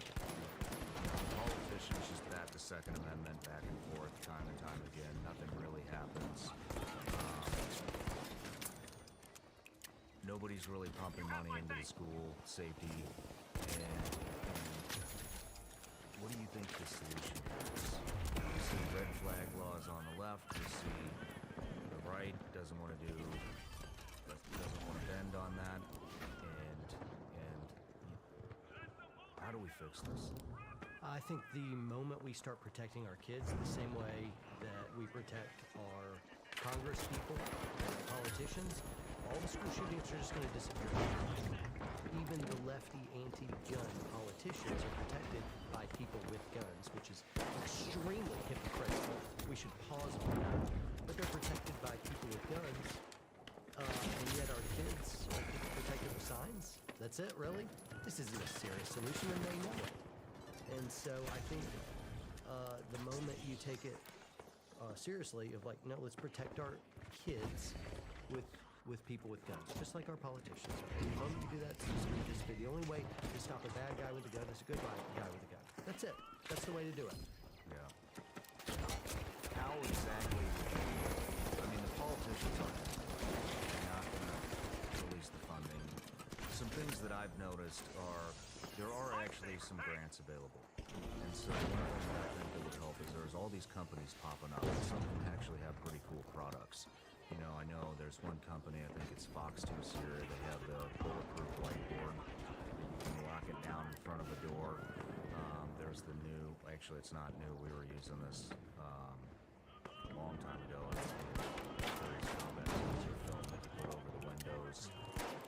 You know, but there are actually grants for these things, and the companies that are selling these things actually educated themselves on the grants and had a team to go into these schools, private schools, and daycares, and preschools, and anything where there's kids, and not only educated the business entity on the actual product that they're selling, but also educated them on the grants. This would be a lot more school security. And another thing that I see is all these parents, you know, they don't want to teach their kids anything. They want the quick fix, and it's, hey, let's get a $15 an hour security guard in here, because you know, anybody that gets paid $15 an hour is going to want to put their life on the line for your kid, right? And so, do you want to expound on that at all? Any of that stuff, or just? It's pretty straightforward to me. Of like, hey, if you want to fund it, just take a little fraction of what we're spending on weird gender study ideology or drag shows, whatever craziness is going on, and you just pay a cop overtime to be able to come and just park your car outside, park your cop car outside the building and hang out. And guess what? Bad guys are going to find a different school. Yeah. It's just that simple. Now we can do locks and security windows and all that stuff, and that's all good. That's icing on the cake. But you put a cop car outside with an armed cop inside, and they're going to find a different place. Yeah, I'm with you. That's it. I'm with you. It's that simple. I'm with you. But, well, hey, everybody gets a gift before the show actually starts. Here you go. Awesome.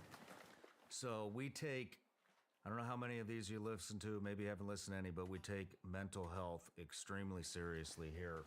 And I want to get into some mental health stuff with you, especially with your transition back into civilian life. But part of keeping it sharp, part of keeping your mental part of keeping your mental health up is keeping your brain sharp and giving it the proper fuel. And so put some stuff in there for you from Laird Superfoods.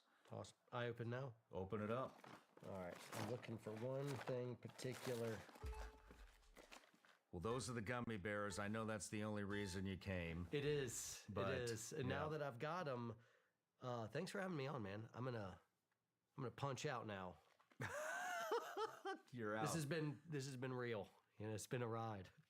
Thanks, man. But this is all stuff to promote brain health. So that's performance mushrooms. Functional mushrooms have a lot of benefits for your brain. Basically, it regenerates your brain. You can dump that into, there's some functional mushroom coffee in there. And some functional mushroom with adaptogen creamer. Yeah. So if you like the sweet stuff, you want to put the creamer in there, but super good for your brain, clean ingredients. The performance mushrooms, all the ingredients are from the U.S. We try to source all the ingredients from the U.S., but the main focus is to test.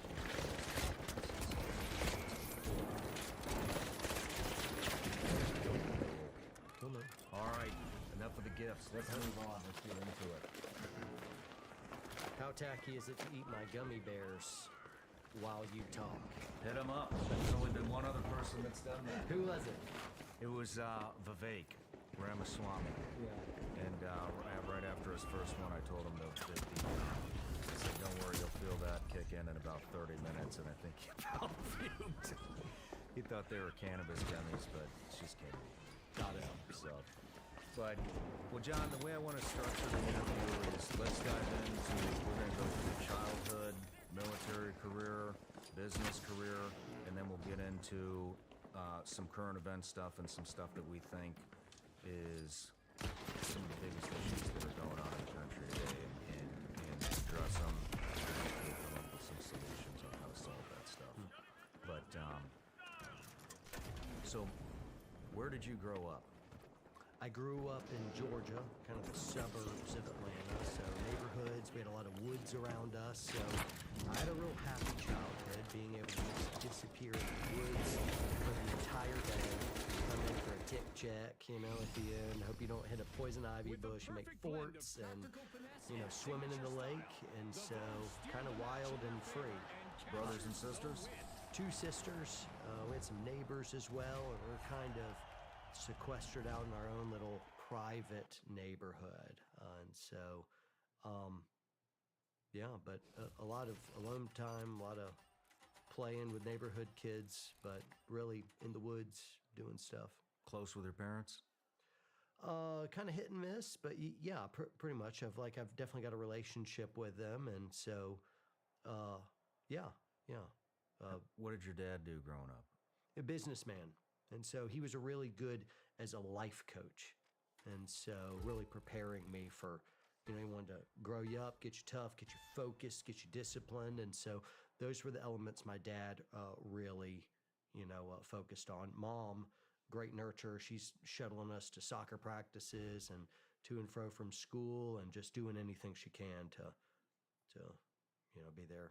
What kind of stuff were you into? Sports? Anything like that?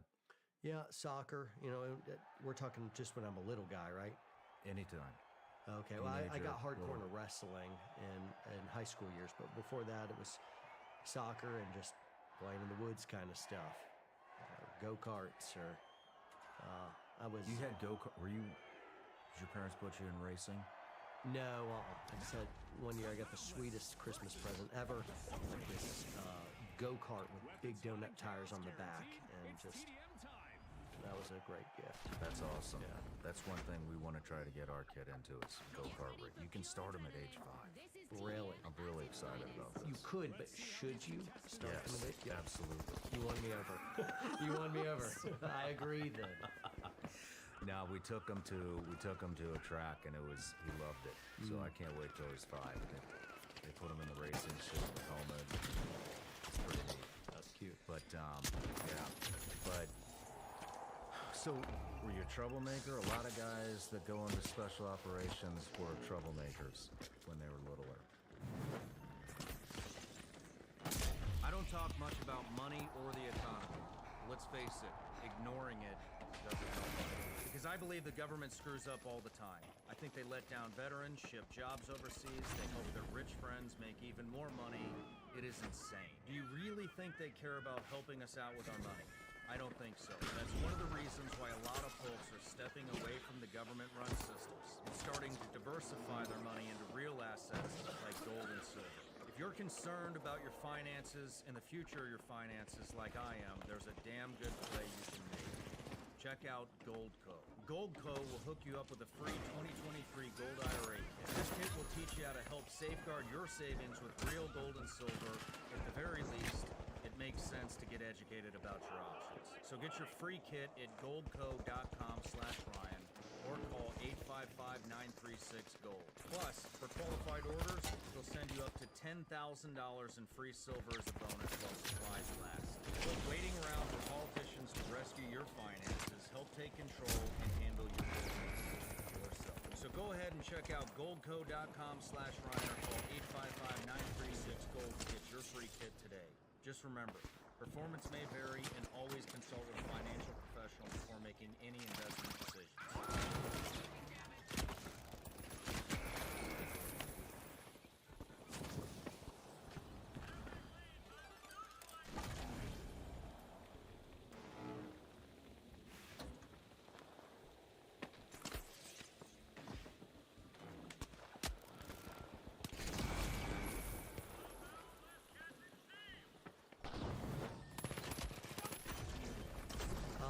So yeah, I was into trouble, but it's kind of like a little bit more innocent, a little bit more harmless, benign. Now, as a teenager, I'll start getting into real trouble. Really? And so yeah, I was a bad kid. I was definitely a troublemaker. But I played a smart enough game that my parents weren't really aware of it for quite a while. Bad kids. What is it? What were you doing? I mean, chasing girls, drugs, nothing too hardcore. But I mean, vandalism and sneaking out. Got arrested a couple times. What'd you get arrested for? Vandalism.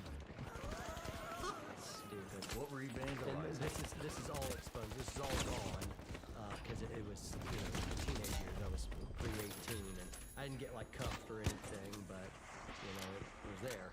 So they just release you to your parents immediately, and so I was sneaking out and just ripping down stop signs and breaking into like houses under construction and tearing stuff up and just being crazy kids wandering around, high as kites, and so stupid.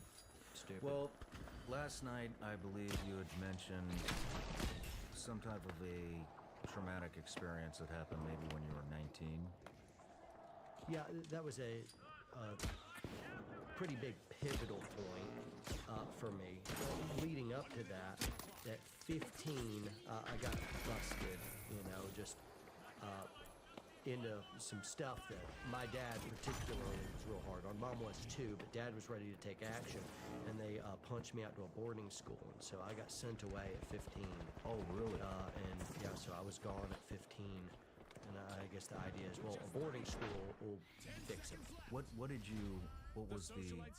issue at 15? Why did you get? What was the final straw? My dad particularly looked at all the kids around. It's like, this is the biggest bunch of losers going nowhere I've ever seen. And so he wanted something. He saw, hey, this is a way to fix it. And so he kind of sent me to this boarding school. It was a real prestigious one, and so it was really good. I hated it. I didn't want to be there. And I set records at that school how much I got in trouble. I was like in-house suspension every week. I was in trouble all the time. Yeah, man. What were you in trouble for? Stupid stuff. A lot of skipping class. I just didn't skip class. What do you do if you skipped class in boarding school? You would have in-house suspension, and so that was like they had it arranged where you would have 3 hours of mandatory study hall on like Friday night, and so basically you're in this kind of like cubicle, head down working. There's a mod in the center of the room so you can kind of see everything. So if you're looking around, you get in trouble, and you just got to read or do homework. And then Saturday morning, you have another one. And then Saturday afternoon, you have another 3-hour stint. And then I think Sunday after church, which you're required to go to as well. So they really fill up your whole weekend with that.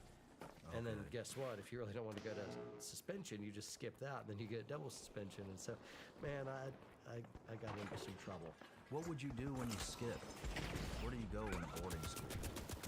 Well, I had a car. Oh, So okay. I'd get in my vehicle and I'd punch out and go do whatever. And so, anyway, yeah, it was, yeah. So do you live at the school? Yeah, you had alarms on the doors so you couldn't get out at night. You had RAs, and then you had adults that lived at ends of the halls to kind of check in and make sure you weren't doing anything too stupid.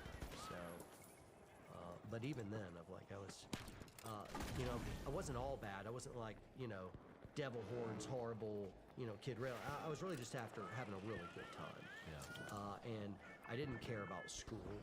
And I didn't really get along with most of the people at school. I had a small circle of friends, and we were all devoted to let's have the best time possible. And that's what we were really after. And so, yeah, I was a bit wild. Did that bring a lot of resentment towards the parents that you were in boarding school? It was, I recognized that I was really at fault, and I think my parents felt like they were doing the best thing they could, and so and I'm close to my parents now.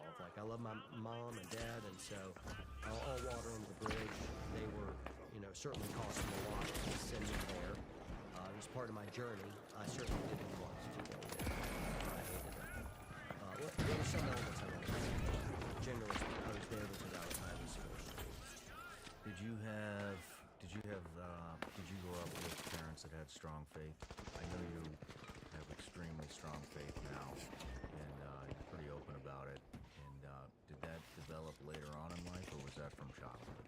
So we were my parents were on their own journey as I was growing up. So sometimes we'd go to like an Episcopal church, and then we'd be like a Methodist church, and then switch, and Baptist church, and denominational church, and then kind of back off a little bit. And so we just shuttle around, and I felt like we were all of it, and so we were kind of none of it. So I did have some pieces of my background that were definitely of like under the shadow of the steeple, but none of that really stuck.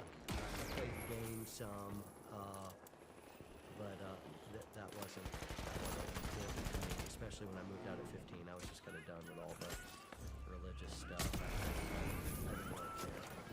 And so my parents wanted to raise me more in the faith, and I would catch, my dad reading the Bible every once in a while, mom in it more, but anyway, and we'd pray before meals, and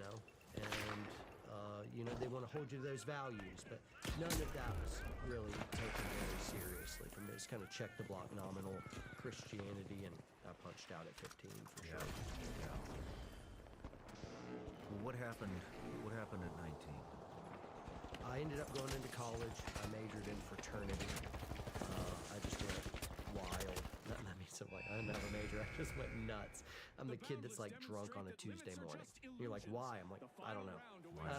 So I don't remember a whole lot of that year of college, but somewhere in that year, I'm just kind of like, I don't really want to be here. I want to do something else. And however the thought came across my brain, and for a whole bunch of reasons that seemed really important at the time, but in retrospect, it's kind of like it's hard to even name them. Like patriotism, do something, high speed, army, blah, blah, blah. I wanted to go special operations, and I had pushed myself really hard in wrestling. In high school, where I'm living it up and being, after party and whatever, I'm also a wrestler, and I'm a good wrestler. I'm the school's wrestler, especially at boarding school. So I'm setting records, and I'm known. I'm very good. Really, I was good.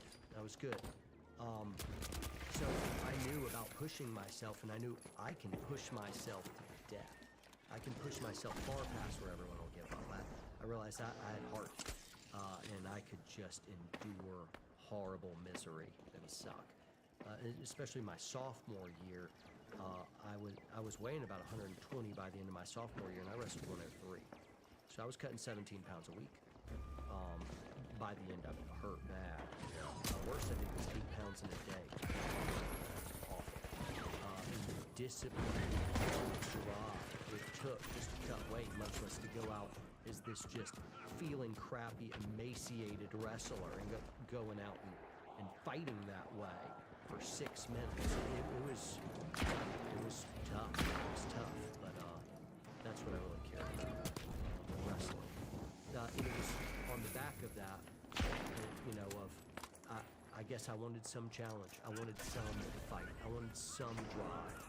And whereas in wrestling I could party it up and I had something for my masculine spirit to contend with. When I got to college, it was kind of like I was just floating. I was just adrift, having a good time, but I didn't have a mission.